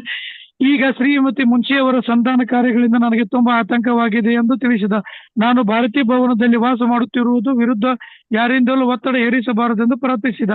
ಏಕೆಂದರೆ ನೀವಾಗಲಿ ನಿಮ್ಮ ಪ್ರತಿನಿಧಿಗಳೇ ಆಗಲಿ ಹಾಗೆ ಮಾಡಿದರೆ ನಿಮ್ಮ ಒತ್ತಡಕ್ಕೆ ತುಂಬಾ ತೂಕದೋಗಿ ಇರುತ್ತದೆ. ಹೋಲಿಕೆಯಲ್ಲಿ ನಾನು ಲೆಕ್ಕಕ್ಕೆ ಬಾರದವನು ಎಂದು ಒಪ್ಪಿಕೊಂಡಿದ್ದ. ತನ್ನ ಲೀಗ್ ಆಫ್ ಡೆವೋಟೀಸ್ ಮಾಡಿದ್ರು. ಸ್ವಲ್ಪ ನಿಂತು ಬಿಡ್ತೀನಿ. ಹರೇ ಕೃಷ್ಣ. ಬಂದಿತ್ತು, ಅಲ್ಲಿ ಬರ್ತಾ ಇದೆ ಅಂತ. ಹರೇ ಕೃಷ್ಣ. ಮತ್ತೆ ಮ್ಯೂಟ್ ಮಾಡಿ ಮಾತಾಜಿ, ಮ್ಯೂಟ್ ಮಾಡ್ಕೊಳ್ಳಿ. ತನ್ನ ಲೀಗ್ ಆಫ್ ಡೆವೋಟೀಸ್ನ ಕಾರ್ಯ ವಿವರಗಳನ್ನು ಸಾದರಪಡಿಸುವುದರಿಂದ ಮಹಿಳಾ ಸಮಿತಿಯದಕ್ಕಿಂತ ತನ್ನ ಸಂಸ್ಥೆಯ ಕಾರಣ ಉತ್ತಮವಾದವೇ ಆಗುವುದೆಂದು ಆಕೆ ಅರ್ಥ ಮಾಡಿಕೊಳ್ಳುತ್ತಾರೆಂದು ಅಭಯ ಆಶಿಸಿದ್ದ. ಭಗವದ್ಗೀತೆಯ 4ನೇ ಅಧ್ಯಾಯದ ಮೊದಲ 3 ಶ್ಲೋಕಗಳನ್ನು ಅಭಯ ಉದ್ಧರಿಸಿದ್ದ. ಅದರಲ್ಲಿ ಶ್ರೀಕೃಷ್ಣನ ಭಕ್ತಿಯೋಗ ಎಂಬ ಪ್ರಾಚೀನ ವಿಜ್ಞಾನವು ಪರಂಪರೆಯಿಂದ ಹೇಗೆ ಅಲ್ಲದೆ ಭಗವದ್ಗೀತೆ ಪ್ರಕಾರ ಸಹಸ್ರ ಹೇಗೆ ಸಾಗಿ ಬಂದಿದೆ ಎಂಬುದನ್ನು ಮತ್ತು ಎಲ್ಲರ ಅನುಕೂಲಕ್ಕಾಗಿ ಕೃಷ್ಣ ಪತಿ ಹರಡುವಂತೆ ನೋಡಿಕೊಳ್ಳುವುದು ಹೇಗೆ ರಾಜರುಗಳಿಗೆ ಜವಾಬ್ದಾರಿಯಾಗಿದೆ ಎಂಬುದನ್ನು ವಿವರಿಸಿದ್ದಾನೆ. ಅಲ್ಲದೆ ಭಗವದ್ಗೀತೆಯ ಪ್ರಕಾರ ಸಹಸ್ರಾರು ಮನುಷ್ಯರಲ್ಲಿ ಕೆಲವರು ಮಾತ್ರ ಆತ್ಮ ಸಾಕ್ಷಾತ್ಕಾರಕ್ಕಾಗಿ ಪ್ರಯತ್ನಿಸುತ್ತಾರೆಂದು ಲೀಗ್ ಆಫ್ ಡೆವೋಟೀಸ್ನ ತನ್ನ ಸದಸ್ಯರನ್ನು ಅಂತ ಆತ್ಮ ಸಾಕ್ಷಾತ್ಕಾರದ ಹಾದಿಗೆ ಹಚ್ಚುವ ಕೆಲಸದಲ್ಲಿ ತೊಡಗಿರುವುದರಿಂದ ತಾನು ಅಂತ ಒಂದು ವಿರಳವಾದ ಮಹತ್ವದ ಸೇವೆಯನ್ನು ಮಾಡುತ್ತಿರುವುದಾಗಿ ವಾದಿಸಿದ್ದ. ಬೇಕಾದರೆ ಝಾನ್ಸಿ ಪ್ರದೇಶದ 15 ಜನ ಸನ್ಯಾಸಿಗಳನ್ನು ಬೇಟೆಗೆ ಕರೆತರುವುದಾಗಿ ಹೇಳಿ ಶ್ರೀಮತಿ ಮುನ್ಷಿಯವರ ಲೀಗ್ ಆಫ್ ಡೆವೋಟೀಸ್ನ ಮಹತ್ವವನ್ನು ಅರ್ಥ ಮಾಡಿಕೊಂಡು ತಮ್ಮೊಂದಿಗೆ ಸಹಕರಿಸಿ ಕೆಲಸ ಮಾಡಿಕೊಡಬೇಕೆಂದು ಸಲಹೆ ಮಾಡಿದ. ಸ್ವಲ್ಪ ಸ್ಕ್ರೋಲ್ ಮಾಡಿದ. ಲೀಗ್ ಆಫ್ ಡೆವೋಟೀಸ್ ಎಲ್ಲ ಜನಾಂಗದವರಿಗೂ ಒಂದು ಲೀಗ್ ಆಫ್ ಡೆವೋಟೀಸ್ ಎಲ್ಲ ಜನಾಂಗದವರಿಗೂ ಉಪಯೋಗಕರವಾಗಿತ್ತು. ಶ್ರೀಕೃಷ್ಣನು ಭಗವದ್ಗೀತೆಯಲ್ಲಿ ಹೇಳಿರುವಂತೆ ಕೆಳ ಜಾತಿಯವನು ಕೂಡ ಭಗವಂತನ ಆಶ್ರಯಕ್ಕೆ ಭಾಗಿಯಾಗಬಹುದು. ಆದರೆ ಮಹಿಳಾ ಸಮಿತಿಯ ಜಾತಿ ಮತ್ತು ವರ್ಣ ಲಿಂಗಗಳ ದೈಹಿಕ ಕಲ್ಪನೆಯನ್ನ ಆಶ್ರಯಿಸಿದೆ. ಆದುದರಿಂದ ಅದು ಅಷ್ಟು ಮಹತ್ವದ ಕಾರಣವಲ್ಲ ಎಂದು ಗುರುತಿಸಿದ್ದ. ರಾಧಾ ಸ್ಮಾರಕವು ಈಗಾಗಲೇ ಮಹೋನ್ನತವಾದ ಪ್ರಶಂಸಾರ್ಹವಾದ ಕಾರಣಕ್ಕಾಗಿ ಬಳಕೆಯಾಗುತ್ತಿರುವುದರಿಂದ ಅದನ್ನು ವಶಪಡಿಸಿಕೊಳ್ಳಬಾರದೆಂಬ ಪ್ರಾರ್ಥನೆಯಿಂದ ಪತ್ರವನ್ನು ಮುಗಿಸಿದ್ದ. ಕೆಳಗೆ ಹರೇ ಕೃಷ್ಣ ಪ್ರಭುಜಿ, ಹರೇ ಕೃಷ್ಣ ಪ್ರಭುಜಿ. ಹರೇ ಕೃಷ್ಣ ಮಾತಾಜಿ, ಹರೇ ಕೃಷ್ಣ, ಹರೇ ಕೃಷ್ಣ. ಧನ್ಯವಾದಗಳು. ಉಮಾದೇವಿ ಮಾತಾಜಿ. ಧನ್ಯವಾದ ಮಾತಾಜಿ. ಹರೇ ಕೃಷ್ಣ ಮಾತಾಜಿ. ಹರೇ ಕೃಷ್ಣ ಮಾತಾಜಿ. ಹೌದು, ಓದಿ. ಸ್ಕ್ರೀನು ಆ ಕಡೆ ಎಲ್ಲಿಂದ ಮಾತಾಜಿ? ಇಲ್ಲಿ ಕೆಳಗೆ ಸಹಿ ನೋಡಿಕೊಳ್ಳೋದು. ಮಾಡಿದ್ದ.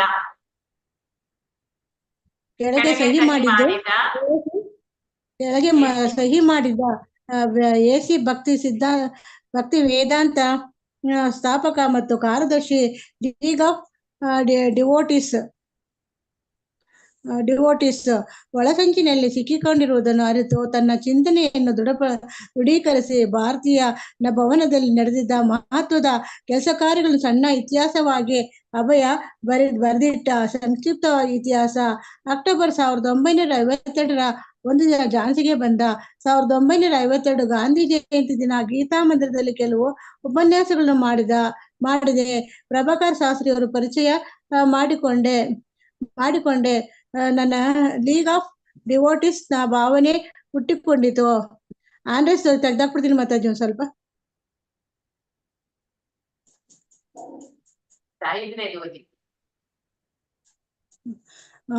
ಪ್ರಭಾಕರ್ ಒಂದ್ ಸ್ವಲ್ಪ ಮೇಲ್ ಮಾಡಿ ಮಾತಾಜಿ. ನನ್ನ ಲೀಗ್ ಆಫ್ ಡಿವೋಟಿಸ್ ನ ಭಾವನೆ ಹುಟ್ಟಿಕೊಂಡಿತು. ಪ್ರಭಾಕರ್ ಶಾಸ್ತ್ರಿ ಭಾರತೀಯ ಭವನ ಕೊಡಿಸಲು ಎಲ್ಲೋಯ್ತು ಮತ್ತೆ ಶ್ರೇಕಾಗ್ತಿದೆ. ಪ್ರಭಾಕರ್ ಶಾಸ್ತ್ರಿ ಭಾರತೀಯ ಭವನ ಕೊಡಿಸಲು ನನ್ನನ್ನು ರೇವಾಶಂಕರ್ ಬಯಾಲ್ ಬಳಿಗೆ ಕರೆದೊಯ್ದರು. ಪ್ರಭಾಕರ ಶಾಸ್ತ್ರಿ ಮಿತ್ರಾಜಿ ಮತ್ತು ನನ್ನ ಸಮಕ್ಷದ ಶ್ರೀ ರೇವಾಶಂಕರ್ ಭಾರತೀಯ ಭವನದಲ್ಲಿ ಲೀಗ್ ಆಫ್ ಡಿವೋಟಿಸ್ಗೆ ಕೊಡಲು ಒಪ್ಪಿದರು. ಅಲ್ಲದೆ ತಾವು ಸಂಘದ ಸದಸ್ಯರಾಗಲು ಒಪ್ಪಿಕೊಂಡರು. ಇದನ್ನು ಸ್ವೀಕರಿಸಲು ಅಲಹಾಬಾದಿನಿಂದ ಪತ್ರ ಬರೆದು ಬಯಲ್ 10ನೇ ತಾರೀಕು 12ನೇ ತಿಂಗಳು 52ನೇ ಇಸ್ವಿ ರಂದು ತನ್ನ ಪತ್ರ ತಲುಪಿದೆ ಎಂದು ಸ್ವೀಕರಿಸಿದರು. ರೇವಾಶಂಕರ್ ಬಯಾಲರ ಬೈಕಿಯನ್ನು ಪ್ರಭಾಕರ್ 1ನೇ ತಾರೀಕು 1ನೇ ತಿಂಗಳು 1953ರಂದು ಹೀಗೆ ತಿಳಿಸಿದರು. ಲೀಗ್ ಆಫ್ ಡಿವೋಟಿಸ್ನ ಅಗತ್ಯವಾದ ಕಾಗದ ಪತ್ರಗಳನ್ನು ಸಿದ್ಧಪಡಿಸಿ ಸದಸ್ಯರುಗಳು ಸಹಿಗಾಗಿ ಝಾನ್ಸಿಗೆ ಬಂದೆ. ರೇಖಾಶಂಕರ್ ಸಹಿ ಮಾಡಿದರು. ಅಲ್ಲದೆ ಕಾರ್ಯಕಾರಿ ಸಮಿತಿಯ ಸದಸ್ಯರಾಗಲು ಒಪ್ಪಿದರು. ದಾಖಲೆ ಪತ್ರವನ್ನು ಲಕ್ನೋದಲ್ಲಿ 4ನೇ ತಾರೀಕು 2ನೇ ತಿಂಗಳು 1953ರಂದು ನೋಂದಾವಣೆಗೆ ಒಪ್ಪಿಸಲಾಯಿತು. 10ನೇ ತಾರೀಕು 10ನೇ ತಿಂಗಳು 53ರಂದು ವಾಪಸ್ ಬಂದಿತು. ಲೀಗ್ ಆಫ್ ಡಿವೋಟಿಸ್ ಸಮಾರಂಭದ ಆಚರಣೆಯ ಮೂಲಕ 16/5/1953ರಂದು ಆರಂಭಗೊಂಡ ಕೆಲಸವನ್ನು ಆರಂಭಿಸಿತು. ಆದ್ದರಿಂದ ನಾನು ಅಂದಿನಿಂದ ಕಟ್ಟಡದಲ್ಲಿ ವಾಸ ಮಾಡ್ತಾ ನನ್ನ ಕೆಲಸವನ್ನು ಮುಂದುವರಿಸಿಕೊಂಡು ಬಂದಿದ್ದೇನೆ. ಸುದ್ದಿ ಪ್ರಚಾರಗಳನ್ನು ಧನ್ಯವಾದಗಳು.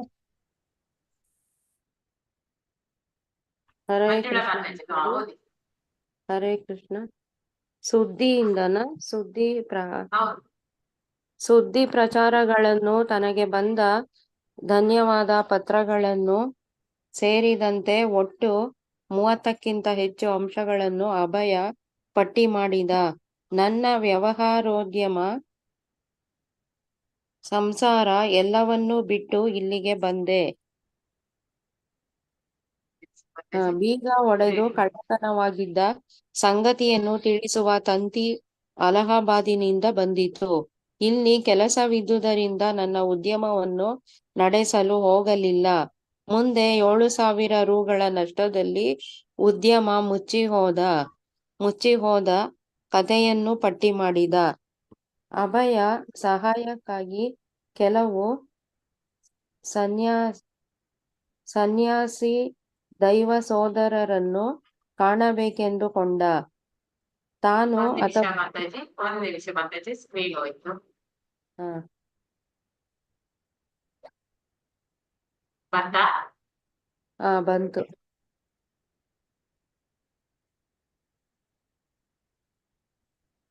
ಅಭಯ ಇದೆ. ಸಹಾಯಕ್ಕಾಗಿ ಕೆಲವು ಸನ್ಯಾಸಿ ದೈವ ಸೋದರರನ್ನು ಕಾಣಬೇಕೆಂದುಕೊಂಡ. ತಾನು ಅಥವಾ ಅವರು ಕಟ್ಟಡವನ್ನು ಕೊಳ್ಳಲು ಸಾಧ್ಯವಾದರೆ ತನ್ನ ಸ್ಪರ್ಧಿಗಳನ್ನು ಬಾಯಿ ಮುಚ್ಚಿಸಬಹುದು. ತಮ್ಮ ಸಂಘಗಳಿಗೆ ಸೇರ್ಪಡೆಯಾಗುವಂತೆ ಕೊಂಡುಕೊಳ್ಳುವ ವಿಷಯದಲ್ಲಿ ದೈವ ಸೋದರರಲ್ಲಿ ಆಸಕ್ತಿ ಹುಟ್ಟಿಸುವುದು ಎಂದು ಯೋಚಿಸಿದ. ವೃಂದಾವನ ದೂರವಿರುವ ಮಥುರೆಗೆ 4 ಗಂಟೆಯ ರೈಲು ಪ್ರಯಾಣ ಮತ್ತು ಅಲ್ಲಿಂದ ಸಣ್ಣದಾದ ಟಾಂಗಾ ಪಯಣ. 1953ರ ಅಕ್ಟೋಬರ್ನಲ್ಲಿ ತೀರ್ಥಯಾತ್ರೆ ಬಂದಿದ್ದ. ಕೇಲಿಘಾಟ್ ಬಳಿಯ ಒಂದು ದೇವಾಲಯದಲ್ಲಿ ಮುಂದೆ ಎಂದಾದರೊಂದು ದಿನ ವಾಸ್ತವ್ಯ ಮಾಡಬೇಕೆಂಬ ದೃಷ್ಟಿಯಿಂದ ಲಭ್ಯವಿದ್ದ ಕೋಣೆಯನ್ನು ಪರಿಶೀಲಿಸಿದ್ದ. ಝಾನ್ಸಿಯಲ್ಲಿ ವಾಸಿಸಲಾರಂಭಿಸಿದ ಮೇಲೆ ಹಲವಾರು ಬಾರಿ ವೃಂದಾವನಕ್ಕೆ ಹೋಗಿದ್ದ. ಈ ಬಾರಿ ಭಕ್ತಿ ಸಾರಂಗ ಗೋಸ್ವಾಮಿ ಎಂಬ ದೈವ ಸೋದರರನ್ನು ಕಾಣಲು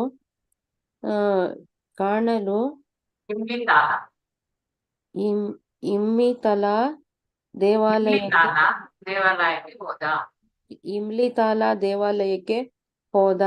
ಭಕ್ತಿ ಸಾರಂಗರು ಭಾರತೀ ಭವನವನ್ನು ಕೊಂಡುಕೊಳ್ಳುತ್ತಾರೆಯೇ? ಹಾಗೆ ಕೊಳ್ಳುವುದಾದಲ್ಲಿ ಶ್ರೀಲ ಭಕ್ತಿ ಸಿದ್ಧಾಂತ ಸರಸ್ವತಿಗಳು ಬೋಧಿಸಿದ್ದ ಮಾದರಿಯಲ್ಲಿ ಆ ಕಟ್ಟಡವನ್ನು ಕೃಷ್ಣ ಪ್ರಜ್ಞಾ ಪ್ರಸರಣಕ್ಕೆ ಬಳಸಿಕೊಳ್ಳಬಹುದು ಎಂದು ಹೇಳಲು ಹೋಗಿದ್ದ.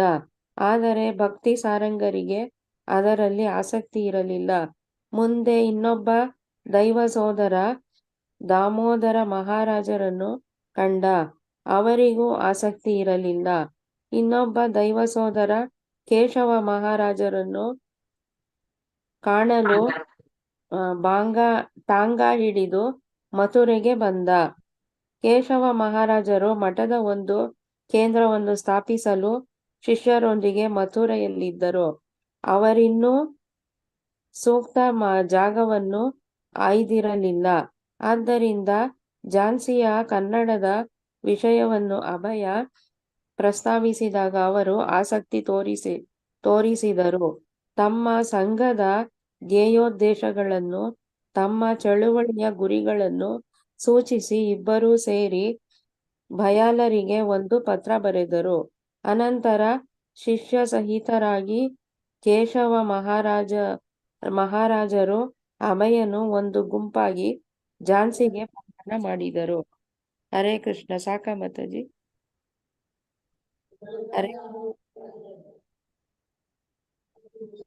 ಹರೇ ಕೃಷ್ಣ ಮಾತಾಜಿ.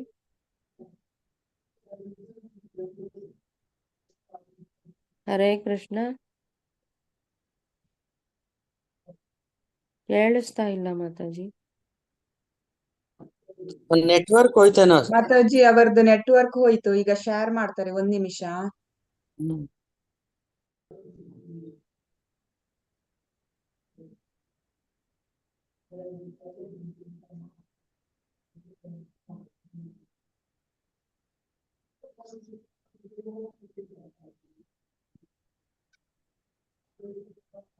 ಹರೇ ಕೃಷ್ಣ. ಕರೆಂಟ್ ಹೋಯ್ತು. ಹರೇ ಕೃಷ್ಣ. ಸಾಕಾ ಮಾತಾಜಿ ಓದಿದ್ದು?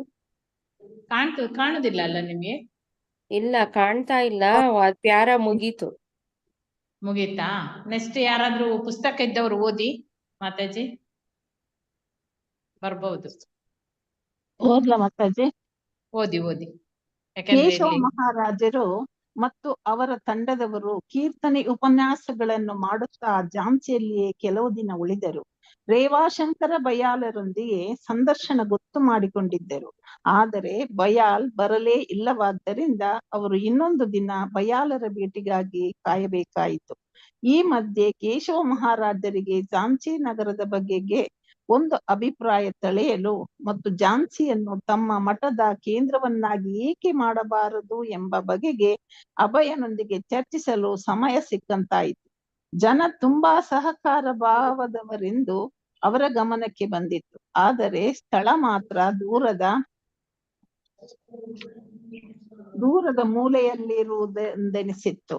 ಬಯಾಲರನ್ನು ಭೇಟಿ ಮಾಡುವುದಕ್ಕೂ ಮುಂಚೆಯೇ ತನ್ನ ಇಡೀ ಸಂಘವನ್ನು ಝಾನ್ಸಿಗೆ ತರುವ ಬಗೆಗೆ ಕೇಶವ ಮಹಾರಾಜರಲ್ಲಿ ಹಿಂಜರಿಕೆ ಇತ್ತು. ಅಭಯ ಒಪ್ಪಿಕೊಂಡ. ಬೋಧಕರು ದೊಡ್ಡ ದೊಡ್ಡ ನಗರಗಳಿಗೆ ಹೋಗಬೇಕೆಂದು, ಭಜನೆಗಳನ್ನು ಏಕಾಂತದಲ್ಲಿ ಮಾಡಬಾರದೆಂದು ಶ್ರೀಲ ಭಕ್ತಿ ಸಿದ್ಧಾಂತ ಸರಸ್ವತಿಗಳು ಹೇಳಿದ್ದುದು ಅವನಿಗೆ ನೆನಪಿಗೆ ಬಂತು.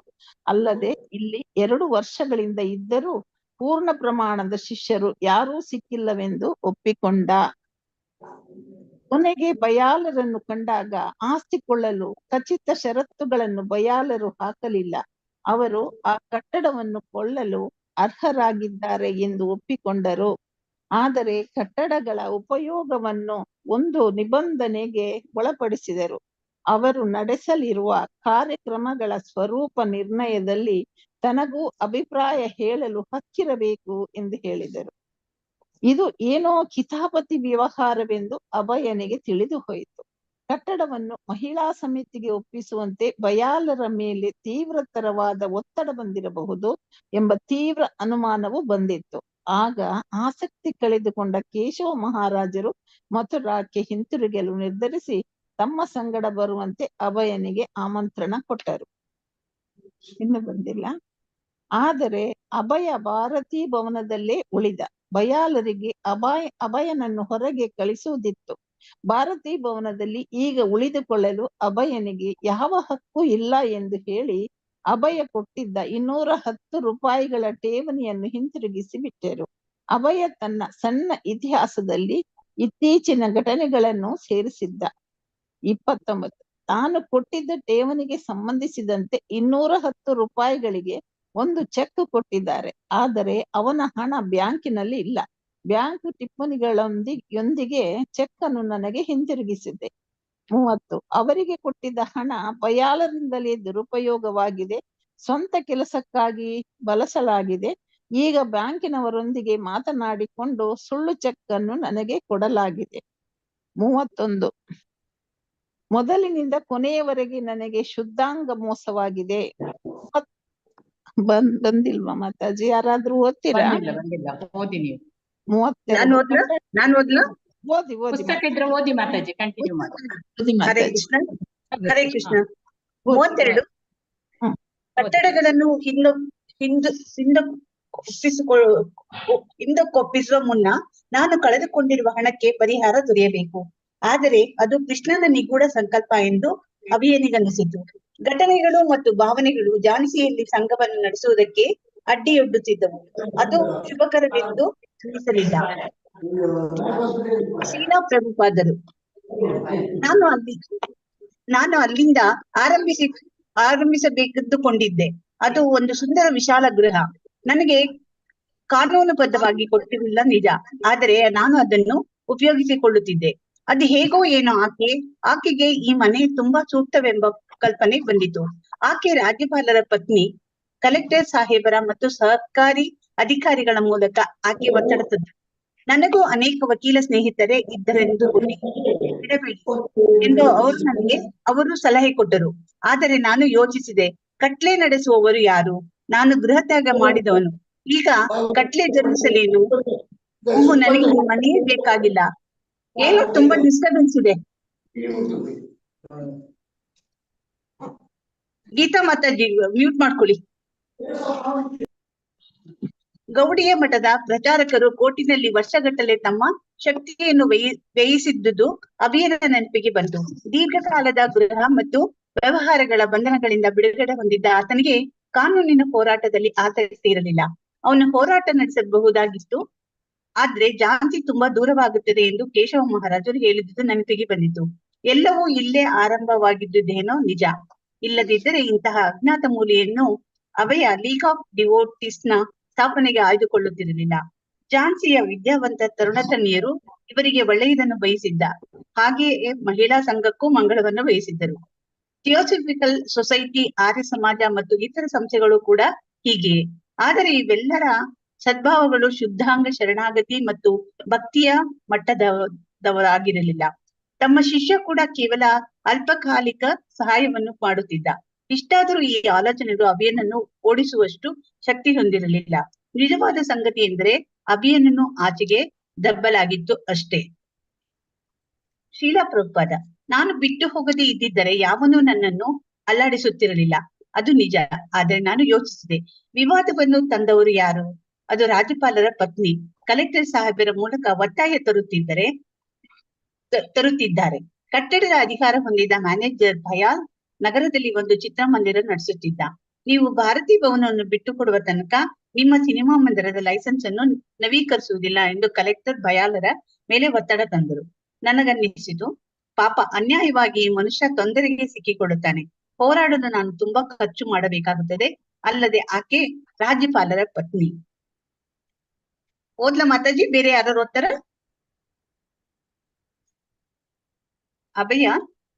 ಅಭಯ ಊರು ಬಿಡಲು ನಿರ್ಧರಿಸಿದ.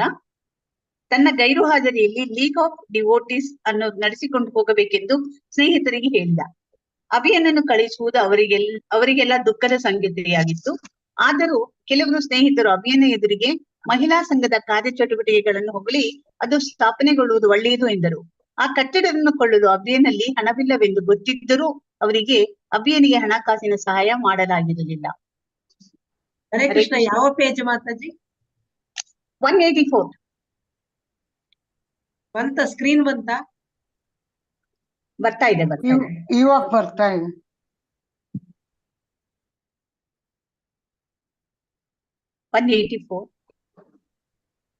ಯಾವ್ದು ಪ್ಯಾರಾಗ್ರಾಫ್? ಅದೇ ಅಭಯನ ಸ್ನೇಹಿತ, ಅದೇ ಅಲ್ಲಿಂದ ಓದು. ಅಭಯನ ಆಪ್ತ ಸ್ನೇಹಿತರಿಗೆ ಓದಿ. ಹರೇ ಕೃಷ್ಣ. ಯಾರು ಓದ್ತಾರ ಮಾತಾಜಿ? ಬೇರೆಯವರು ಓದ್ಲಾ? ಓದಿ ಮಾತಾಜಿ. ಓದ್ಲಾ ಮಾತಾಜಿ? ಓದಿ ಯಾರು ಮಾತಾಜಿ? ಅಭಯನ ಆಪ್ತ ಸ್ನೇಹಿತರಿಗೆ ತುಂಬಾ ಆಘಾತವಾಗಿತ್ತು. ಆದರೆ ತಮ್ಮ ಸಂಬಂಧ ಹೀಗೆ ಮುಂದುವರಿಯುತ್ತದೆಂದು ಅಭಯ ಆಶ್ವಾಸನೆ ನೀಡಿದ. ಆಚಾರ್ಯ ಪ್ರಭಾಕರ, ರಾಧೇಲಾಲ್, ಮಲ್ಲಿಕ್ ಮಿತ್ರ, ಡಾಕ್ಟರ್ ಶಾಸ್ತ್ರಿ ಇವರೆಲ್ಲರಿಗೂ ಪತ್ರ ಬರೆಯುತ್ತಿರುವುದಾಗಿ ಹೇಳಿದ. ಮುಂದೆ ಏನು ಮಾಡಬೇಕೆಂಬ ಬಗೆಗೆ ಸೂಚನೆಗಳನ್ನು ಕೊಟ್ಟ.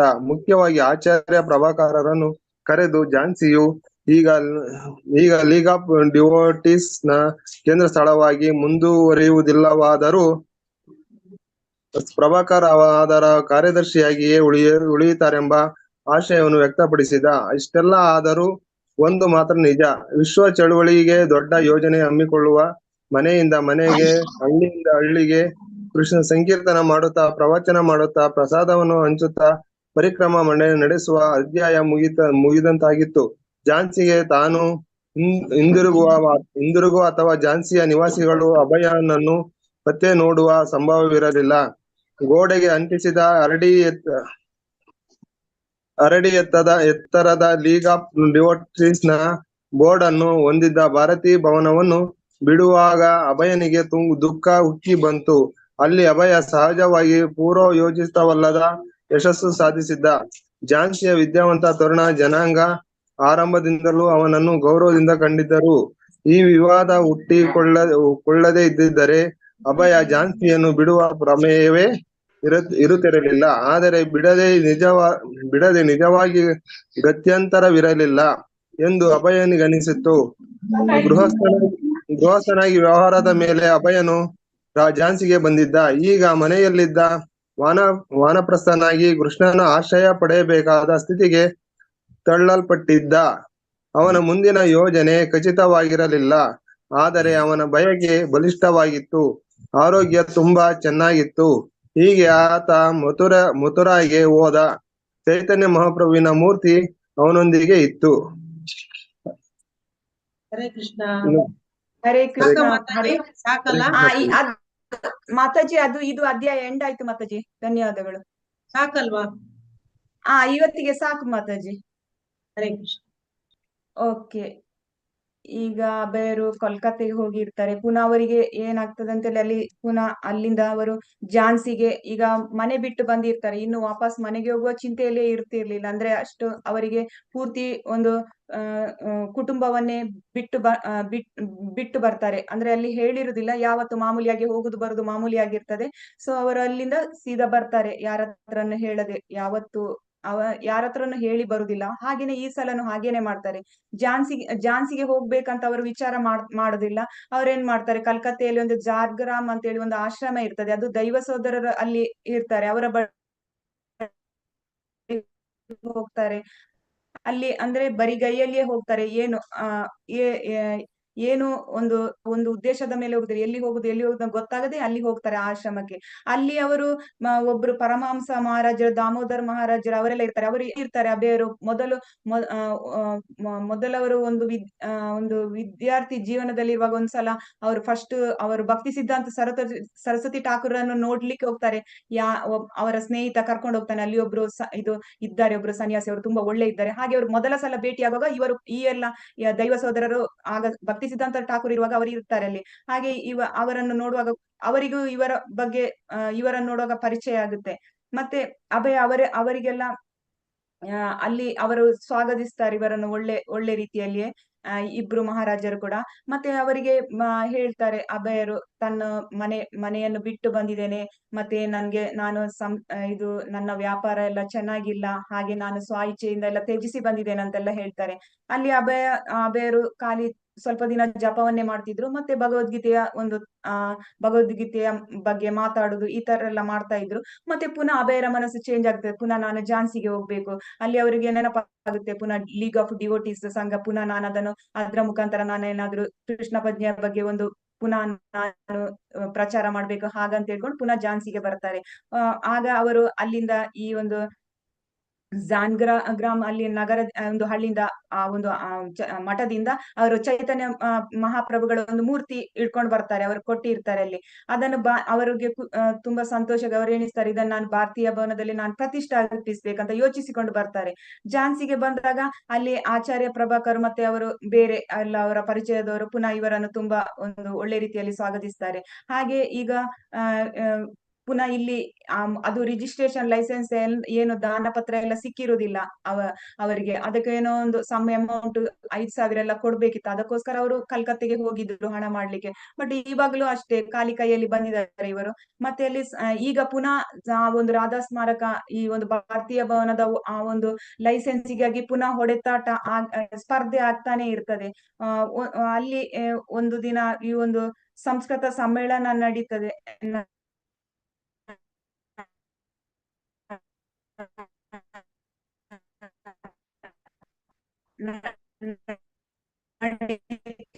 ರಾಜ್ಯಪಾಲರ ಪತ್ನಿ ಲೀಲಾವತಿ ಅಂತ ಹೇಳ್ಕೊಂಡು, ಮತ್ತೆ ಅಲ್ಲಿ ಒಂದು ಝಾನ್ಸಿಯಲ್ಲಿ ಒಬ್ರು ಒಂದು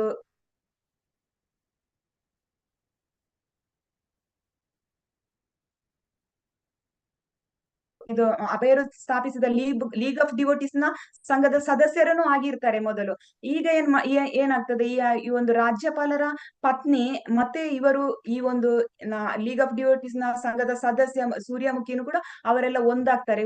ಅವರಿಗೆ ಆ ಒಂದು ರಾಜ್ಯಪಾಲರ ಪತ್ನಿ ಬೇರೆ ಬೇರೆ ಕಡೆ ಹೋದಲ್ಲಿ ಎಲ್ಲ ಮಹಿಳಾ ಸಮಾಜ ಸೇವಾ ಉದ್ಧಾರಕ ಸಂಘ ಮಾಡೋದು ಅವರದೊಂದು ಒಂದು ಕೆಲಸವಾಗಿರ್ತದೆ. ಹಾಗೆ ಅವರು ಎಣಿಸ್ತಾರೆ, ಈಗ ಇಲ್ಲಿ ಇಲ್ಲಿ ಒಂದು ಅಗತ್ಯ ಇದೆ, ಮಹಿಳಾ ಸಮಾಜ ಉದ್ಧಾರಕ ಒಂದು ಸಂಘ ಸ್ಥಾಪಿಸ್ಬೇಕು ಅಂತ ಹೇಳ್ಕೊಂಡು. ಹಾಗೆ ಅವರು ಈ ಒಂದು ಸೂರ್ಯಮುಖಿ ಅವರ ಸಹಾಯವನ್ನು ಪಡ್ಕೊಂಡು ಹಾಗೆ ಇಲ್ಲಿನೂ ಮಾಡ್ಬೇಕು ಅಂತ ಹೇಳಿ ಯೋಚಿಸ್ತಾರೆ.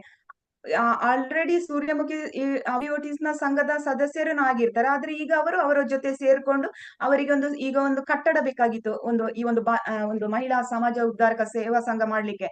ಅವರು ಅದಕ್ಕೆ ಏನ್ ಮಾಡ್ತಾರೆ, ಇವರು ಸಲಹೆ ಕೊಡ್ತಾರೆ. ಈ ಒಂದು ಸೂರ್ಯಮುಖಿ ಅವರು ಅಲ್ಲಿ ಭಾರತೀ ಭವನ ಉಂಟು, ಅದುವೇ ಒಂದು ಪ್ರಶಸ್ತ ಸ್ಥಳ ಅಂತ ಹೇಳ್ಕೊಂಡು. ಮತ್ತೆ ಇವರು ಅಭಯರ ಹತ್ರ ಬಂದು ಕೇಳ್ತಾರೆ, ನಮ್ಗೆ ಈ ಒಂದು ನೀವು ಬಿಟ್ಟು ಕೊಡ್ಬೇಕು, ಈ ಒಂದು ನಮ್ಗೆ ಇಲ್ಲಿ ಮಹಿಳೆಯರ ಉದ್ದೇಶಕ್ಕಾಗಿ ನಾವು ಒಂದು ಈ ಒಂದು ಕಟ್ಟಡ ನಮ್ಗೆ ನೀವು ಬಿಟ್ಟು ಕೊಡ್ಬೇಕು, ನಮ್ಗೆ ನಾವೊಂದು ಇಲ್ಲಿ ಜನರಿಗೆ ಇಲ್ಲಿಯ ಮಹಿಳೆಯರಿಗೆ ಒಂದು ಅಗತ್ಯ ಇದೆ, ಇಲ್ಲಿ ಒಂದು ಮಹಿಳಾ ಇದನ್ನು ಮಾಡ್ತಾ ಇದ್ದೇವೆ ಅಂತ ಹೇಳ್ಕೊಂಡು. ಹಾಗೆ ಅವರು ರಾಜ್ಯಪಾಲರ ಪತ್ನಿಯ ಬೆಂಬಲದ ಮೇಲೆ ಅಲ್ಲಿದ್ದು ಝಾನ್ಸಿಯ ಮಹಿಳೆ ಇವರು ಸೂರ್ಯಮುಖಿ ಅಬೇರನ್ನು ಪುನಃ ಅಬೇರ ಜೊತೆ ಮಾತಾಡಿಕೊಂಡು ಎಲ್ಲ ಮಾತುಕತೆ ಆಗುವಾಗ ಅವರು ಹೇಳ್ತಾರೆ, ನಿಮ್ಮ ಸೂರ್ಯಮುಖಿ ಅವರು ಹೇಳ್ತಾರೆ, ನಿಮ್ಮ ವಿಶ್ವವ್ಯಾಪಿ ವೈಷ್ಣವ ಸಂಘ ಉಂಟಲ್ಲ, ಅದು ನೀವು ಸದ್ಯಕ್ಕೆ ನಿಮ್ಮಿಂದ ಸ್ಥಾಪನೆ ಮಾಡ್ಲಿಕ್ಕೆ ಆಗುದಿಲ್ಲ, ನಿಮ್ಮ ಆ ಒಂದು ಮಹತ್ವಾಕಾಂಕ್ಷೆ ನಿಮ್ಮ ಆ ಮಹತ್ವಾಕಾಂಕ್ಷೆಯ ನೀವು ಕೈ ಬಿಡ್ಬೇಕು, ಅದು ಈಡೇರುದಿಲ್ಲ ಅಂತ ಹೇಳ್ತಾರೆ. ಹಾಗೆ ನೀವು ಭಾರತೀ ಭವನವನ್ನು ನೀವು ಖಾಲಿ ಮಾಡಿ ಅದು ನಮ್ಗೆ ಕೊಡಿ, ನಾವು ಮಹಿಳಾ ಒಂದು ಸಮಾಜ ಕೇಂದ್ರ ಮಾಡ್ತೇವೆ ಅಂತ ಹೇಳ್ಕೊಂಡು. ನೀವಾದ್ರೆ ಅಬೇರಿಗೆ ಹೇಳ್ತಾರೆ ಅವರು, ನೀವಾದ್ರೆ ಎಲ್ಲಿ ಬೇಕಾದ್ರೂ ಹೋಗುವ ಸ್ವಾತಂತ್ರ್ಯ ಇದೆ, ಆದ್ರೆ ಇಲ್ಲಿ ಈ ಝಾನ್ಸಿಯ ಬಡ ಹೆಂಗಸರು ಎಲ್ಲಿಗೆ ಹೋಗ್ತಾರೆ, ನಮ್ಗೆ ನಮ್ಮ ಉಪಯೋಗಕ್ಕೆ ಆಗುತ್ತೆ ಈ ಕಟ್ಟಡ ಅಂತ ಹೇಳ್ತಾರೆ. ಅಭಯರು ಹೇಳ್ತಾರೆ, ನೀವು ಬೇರೆ ಕಟ್ಟಡ ನೋಡಿ, ನಮ್ಗೆ ಇದು ಕಟ್ಟಡ ನಾನು ಮೊದಲೇ ಇದು ಮಾಡಿದ್ದೇನೆ, ಬಯಲರ ಹತ್ರ ಮಾತಾಡಿಕೊಂಡು ಆಗಿದೆ ಅಂತ ಹೇಳ್ಕೊಂಡು. ಹಾಗೇನೆ ಅವರು ಏನ್ ಮಾಡ್ತಾರೆ, ಅವರು ಎಣಿಸ್ತಾರೆ, ನನ್ನ ಸಂಘದ ಸದಸ್ಯರೇ ನನ್ಗೆ ಈ ರೀತಿ ವಿರುದ್ಧವಾಗಿ ಕೆಲಸ ಮಾಡ್ತಾರಲ್ಲ ಅಂತೇಳಿ ಅಬೇರಿಗೆ ತುಂಬಾ ಆಶ್ಚರ್ಯ ಆಗುತ್ತೆ. ಇತ್ತ ಬಯಲರು ಏನ್ ಮಾಡ್ತಾರೆ, ಅಬೇರಿಗೆ ನೀವು ಭಾರತೀ ಭವನ ಖಾಲಿ ಮಾಡ್ಬೇಕು, ಯಾಕೆಂದ್ರೆ ನೀವು ಖಾಲಿ ಮಾಡದಿದ್ರೆ ನನ್ನದೊಂದು ಅಬೇರದೊಂದು ಚಿತ್ರಮಂದಿರ ಇರ್ತದೆ, ಅದಕ್ಕೊಂದು ಲೈಸೆನ್ಸ್ ಕೊಡ್ಬೇಕಾಗಿರ್ತದೆ. ಯಾಕೆಂದ್ರೆ ಈ ಒಂದು ಭಕ್ತಿ ಯಾಕೆ ಅಲ್ಲಿ ಅವರು ಹೇಳ್ತಾರೆ, ನಿಮ್ಮದೊಂದು ನಿಮ್ಮದು ಇಲ್ಲಿ ನಿಮ್ದು ಭಕ್ತಿ ಪಂಥದ ಸಂಘ ಇಲ್ಲಿ ಇದ್ರೆ ನನ್ನ ಚಿತ್ರಮಂದಿರಕ್ಕೆ ಲೈಸೆನ್ಸ್ ಸಿಗಲ್ಲ ಅಂತ ಹೇಳ್ತಾರೆ. ಸಾಮಾನ್ಯವಾಗಿ ಈ ಚಿತ್ರಮಂದಿರ ಹತ್ತಿರ ಈ ಒಂದು ಭಕ್ತಿಯ ಒಂದು ದೇವಾಲಯಗಳೆಲ್ಲ ತುಂಬಾ ದೂರ ಇರ್ತದೆ, ಆ ಒಂದು ಉದ್ದೇಶಕ್ಕಾಗಿ ಅವರಿಗೆ ಲೈಸೆನ್ಸ್ ಕೊಡದಿರ್ಬೋದಂತ ನಾವಿಲ್ಲಿ ತಿಳ್ಕೊಳ್ಬಹುದು. ಹಾಗಾಗಿ ಲೈಸೆನ್ಸ್ ಸಿಗುದಿಲ್ಲ, ನೀವು ಇದನ್ನು ಖಾಲಿ ಮಾಡಿ ಅಂತೆಲ್ಲ ಹೇಳ್ತಾರೆ. ಮತ್ತೆ ಇವರು ಈಗ ಏನಾಗಿದೆ ಅಂದ್ರೆ, ಇಲ್ಲಿ ರಾಜ್ಯಪಾಲರ ಪತ್ನಿ ಮತ್ತೆ ಇವರು ಲೀಗ್ ಆಫ್ ಡಿವೋಟೀಸ್ ನವರು ಸೂರ್ಯಮುಖಿ ಮತ್ತೆ ಬಯಲರು ಇವರೆಲ್ಲ ಯಾವತ್ತು ಅಭಯರ ವಿರುದ್ಧವೇ ಮಾತುಕತೆ ನಡೀತಾ ಇರ್ತದೆ.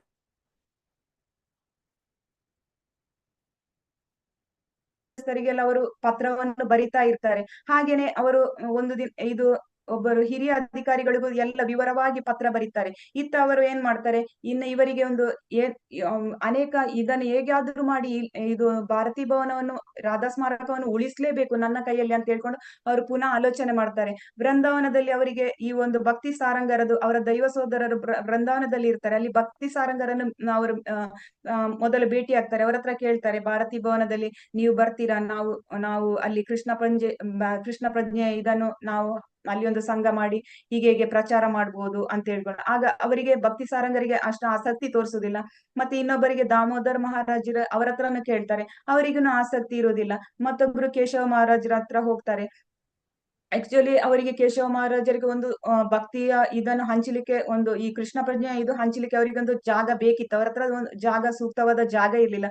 ಅವರಿಗೆ ಇವರು ಅಭಯರು ಹೇಳಿದ ಈ ಒಂದು ತುಂಬಾ ಒಂದು ಸೂಕ್ತ ಅಂತ ಅನಿಸ್ತದೆ ಅಂತ ಹೇಳಿ ಅವರು ಆಸಕ್ತಿ ತೋರಿಸಿ ಅವರು ಝಾನ್ಸಿಗೆ ಬರ್ತಾರೆ. ಆ ದಿನ ಫಸ್ಟ್ ದಿನ ಬರುವವರು ಬಯಲರು ಸಿಕ್ಕಿರುವುದಿಲ್ಲ, ಆದ್ರೂ ಮತ್ತೊಂದು ದಿನ ಇದ್ದುಕೊಂಡು ಅವರು ಎಲ್ಲ ವಿಷಯ ಏನಂತ ಹೇಳಿ ಎಲ್ಲ ನೋಡ್ಕೊಂಡು ಆಯ್ತು ನಿಮ್ಗೆ ಕೊಡ್ತೇನೆ ಅಂತ ಬಯಲರು ಹೇಳ್ತಾರೆ. ಆದ್ರೆ ಅವ್ರು ಏನ್ ಮಾಡ್ತಾರೆ, ಇದು ಯಾವುದು ಷರತ್ತನ್ನ ಹಾಕುದಿಲ್ಲ.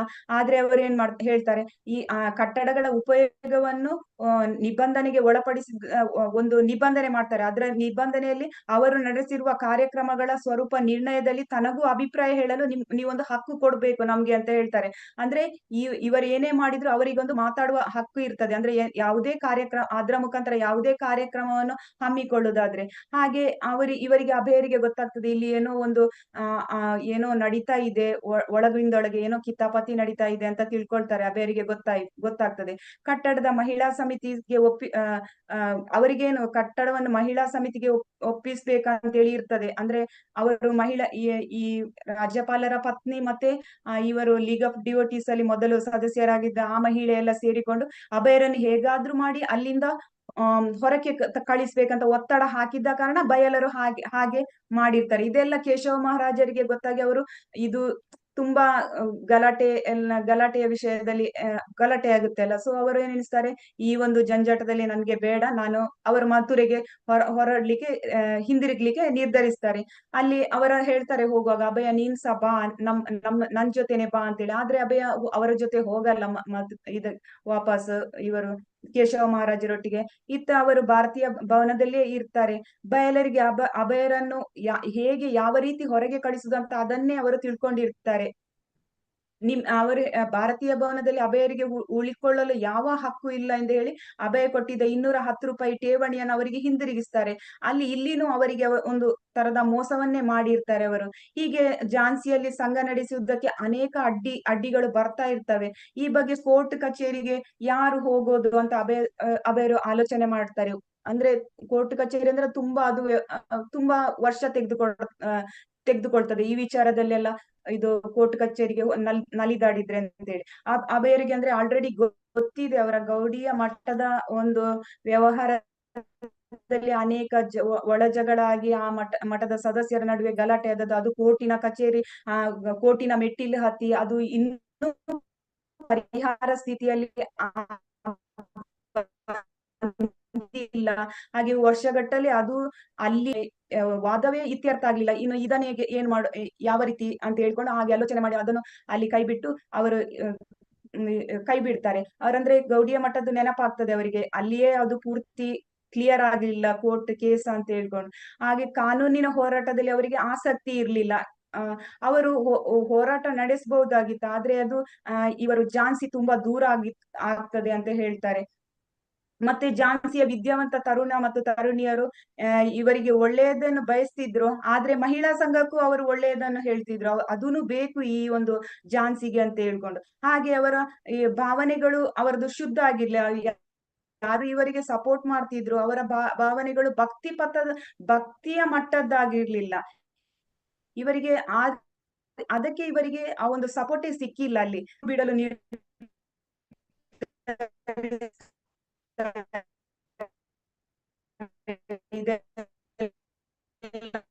ನೋಡ್ಕೊಂಡು ತನ್ನ ಗೈರು ಹಾಜರಿ ಆಗ್ತದೆ. ಆದ್ರೂನು ಅಭಯ ಹೇಳ್ತಾರೆ, ಇದು ಅಭಯರಿಗೆ ತುಂಬಾ ಒಂದು ಇವರು ಹೋಗುದು ಅಭಯರ ಸ್ನೇಹಿತರಿಗೆಲ್ಲ ತುಂಬಾ ದುಃಖ ಆಗುತ್ತೆ. ಅವರು ಈ ಒಂದು ಲೀಗ್ ಆಫ್ ಡಿವೋಟೀಸ್ ನ ಒಂದು ಕೇಂದ್ರ ಸ್ಥಳವಾಗಿ ಮುಂದುವರಿಯುತ್ತಿಲ್ಲ. ಆದ್ರೂ ಮತ್ತೆ ಅವರು ಅವರು ಅಲ್ಲಿಂದ ಭಾರತೀಯ ಭವನದಿಂದ ಬಿಡುವಾಗ ಅವರಿಗೆ ತುಂಬಾ ದುಃಖ ಆಗುತ್ತೆ. ವಿದ್ಯಾವಂತ ತರುಣ ಜನಾಂಗ ಆರಂಭದಿಂದಲೂ ಅವರನ್ನು ಗೌರವದಿಂದ ಕಾಣ್ತಿದ್ರು. ಅವರು ಅಲ್ಲೆಲ್ಲ ತುಂಬಾ ವಿದ್ಯಾವಂತ ತರುಣರಿದ್ರು, ಅವರೆಲ್ಲ ಗೌರವದಿಂದಲೇ ಕಾಣ್ತಿದ್ರು. ಗೃಹಸ್ಥನಾಗಿ ವ್ಯವಹಾರದ ಮೇಲೆ ಅಭಯನು ಝಾನ್ಸಿಗೆ ಬಂದಿದ್ದ. ಈಗ ಮನೆಯಿಲ್ಲದ ವಾನಪ್ರಸ್ಥನಾಗಿ ಕೃಷ್ಣನ ಆಶ್ರಯ ಪಡೆಯಬೇಕಾದ ಸ್ಥಿತಿಗೆ ತಳ್ಳಲ್ಪಟ್ಟಿದ್ದ. ಅವನ ಮುಂದಿನ ಯೋಜನೆ ಖಚಿತವಾಗಿರಲಿಲ್ಲ, ಆದರೆ ಅವನ ಬಯಕೆ ಬಲಿಷ್ಠವಾಗಿತ್ತು. ಆರೋಗ್ಯ ತುಂಬಾ ಚೆನ್ನಾಗಿತ್ತು. ಹೀಗೆ ಆತ ಮಥುರಾಗೆ ಹೋದ. ಚೈತನ್ಯ ಮಹಾಪ್ರಭುವಿನ ಮೂರ್ತಿ ಅವನೊಂದಿಗೆ ಇತ್ತು. ಹೀಗೆ ನಾವು ಅಂದ್ರೆ ಅವರಿಗೆ ಝಾನ್ಸಿಯಲ್ಲಿ ಅವರು ತುಂಬಾ ಒಂದು ಕನಸನ್ನು ಕಟ್ಟಿದ್ರು, ಒಂದು ಕೃಷ್ಣ ಪ್ರಜ್ಞಾ ಸಂಘ ಮಾಡ್ಬೇಕು, ಅದರ ಮುಖಾಂತರ ನಾನು ವಿಶ್ವವ್ಯಾಪಿಯಾಗಿ ಒಂದು ಚೈತನ್ಯ ಪ್ರಭುಗಳ ಸಂದೇಶವನ್ನು ಸಾರ್ಬೇಕಂತ ಹೇಳಿ. ಬಟ್ ಈಗ ಎಲ್ಲರೂ ಈ ಒಂದು ಸಂಘ, ಕೃಷ್ಣ ಪ್ರಜ್ಞಾ ಸಂಘ ಝಾನ್ಸಿಯಲ್ಲಿ ಮಾಡ್ಲಿಕ್ಕೆ ಆಗ್ಲಿಲ್ಲ. ಅವರಲ್ಲಿಂದ ವಾಪಸ್ ಬರ್ತಾರೆ. ಇಲ್ಲಿಗೆ ಇವತ್ತಿನ ತರಗತಿಯನ್ನು ಮುಗಿಸೋಣ. ಹಾಗೂ ಇವತ್ತಿನ ಈ ಒಂದು ಲೀಗ್ ಆಫ್ ಡಿವೋಟೀಸ್ 7ನೇ ಅಧ್ಯಾಯವು ಕೊನೆಗೊಂಡಿತ್ತು. ಮುಂದಿನ ವಾರದಲ್ಲಿ ಬೇರೆ ಮಾತಾಜಿಯವರು ತೆಗೆದುಕೊಳ್ತಾರೆ. ನಿಮಗೆಲ್ಲರಿಗೂ ನನ್ನ ತುಂಬು ಹೃದಯದ ಧನ್ಯವಾದಗಳು. ಯಾಕೆಂದ್ರೆ ಇಷ್ಟು ದಿನ ನೀವು ನನ್ನ ಈ ಒಂದು ಸಣ್ಣ ಮಾತುಗಳನ್ನು ಕೇಳ್ತಾ ಇದ್ರಿ ಪ್ರಭುಪಾದರ ಬಗ್ಗೆ. ಹಾಗೆ ನಿಮಗೆ ಅನಂತ ಧನ್ಯವಾದಗಳು. ಹಾಗೂ ನನ್ಗೆ ಅವಕಾಶ ಕೊಟ್ಟ ರಾಧಾ ಗೋವಿಂದ ಮಂದಿರದ ಎಲ್ಲಾ ಶಿಕ್ಷಕರಿಗೂ ಹಾಗೂ ಅಲ್ಲಿ ನನ್ನ ಗುರುಗಳಿಗೂ ಮತ್ತು ಈ ಕನ್ನಡ ಈ ಒಂದು ಭಗವದ್ಗೀತೆ ಕನ್ನಡ ಟೀಮಿನ ಮುಖ್ಯಸ್ಥೆಯಾದ ಸಂಗೀತ ಮಾತಾಜಿಯವರಿಗೂ ನನ್ನ ಅನಂತ ಧನ್ಯವಾದಗಳಿಗೂ, ಶ್ರೀಲ ಪ್ರಭುಪಾದರಿಗೆ ವಂದನೆಗಳನ್ನು ಸಲ್ಲಿಸುತ್ತಾ, ನನ್ನ ಗುರು ಮಹಾರಾಜರಿಗೆ ವಂದನೆಗಳನ್ನು ಸಲ್ಲಿಸುತ್ತಾ, ಇಲ್ಲಿರುವ ಎಲ್ಲ ಶಿಕ್ಷಕರಿಗೂ ಎಲ್ಲ ಮಾತಾಜಿಯವರಿಗೂ ಪ್ರಭುಜಿಯವರಿಗೂ ನನ್ನ ವಂದನೆಗಳನ್ನು ಸಲ್ಲಿಸುತ್ತಾ ಇವತ್ತಿನ ತರಗತಿಯನ್ನು ಮುಕ್ತಾಯ ಮಾಡುತ್ತೇನೆ. ವಾಂಛಾ ಕಲ್ಪತರು ಭ್ರಷ್ಟ ಕೃಪಾ ಸಿಂಧುಭ್ಯ ಏವಚ ಪತಿತಾನಾಂ ಪಾವನೇಭ್ಯೋ ವೈಷ್ಣವೇಭ್ಯೋ ನಮೋ ನಮಃ. ಹರೇ ಕೃಷ್ಣ ಕೃಷ್ಣ ಕೃಷ್ಣ ಹರೇ ಹರೇ, ಹರೇ ರಾಮ ರಾಮ ರಾಮ ಹರೇ ಹರೇ, ಹರೇ ಕೃಷ್ಣ ಕೃಷ್ಣ ಕೃಷ್ಣ ಹರೇ ಹರೇ, ಹರೇ ರಾಮ ರಾಮ ರಾಮ ಹರೇ ಹರೇ, ಹರೇ ಕೃಷ್ಣ ಕೃಷ್ಣ ಕೃಷ್ಣ ಹರೇ ಹರೇ, ಹರೇ ರಾಮ ರಾಮ ರಾಮ ಹರೇ ಹರೇ. ಹರೇ ಕೃಷ್ಣ. ಧನ್ಯವಾದಗಳು. ಧನ್ಯವಾದಗಳು ಮಾತಾಜಿ.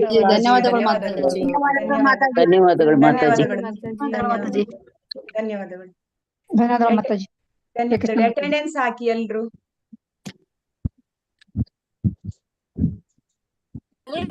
ಹರೇ ಕೃಷ್ಣ ಮಾತಾಜಿ, ಧನ್ಯವಾದಗಳು. ಹರೇ ಕೃಷ್ಣ ಮಾತಾಜಿ, ಧನ್ಯವಾದಗಳು ಮಾತಾಜಿ.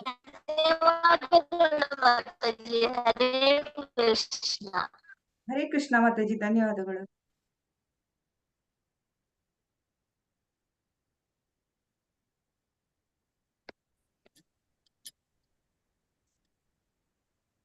ಹರೇ ಕೃಷ್ಣ ಮಾತಾಜಿ, ಧನ್ಯವಾದಗಳು ಹರೇ ಮಾತಾಜಿ. ಕೃಷ್ಣ ಮಾತಾಜಿ, ಧನ್ಯವಾದಗಳು. ಧನ್ಯವಾದಗಳು ಮಾತಾಜಿ. ಹರೇ ಕೃಷ್ಣ ಶಕುಂತಲ ಮಾತಾಜಿ, ಧನ್ಯವಾದಗಳು.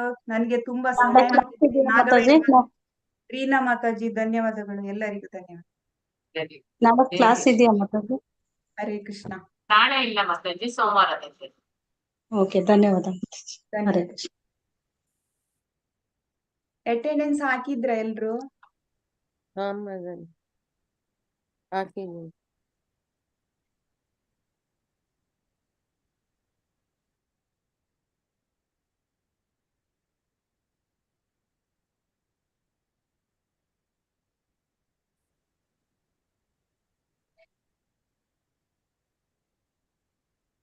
ಎಂಡ್ ಮಾಡುದ ಮೀಟಿಂಗ್? ಎಂಡ್ ಮಾಡುದು ಮಾತಾಜಿ, ಎಂಡ್ ಮಾಡು. ಆಯ್ತಲ್ಲ ಎಲ್ಲರದ್ದು ಸಹ?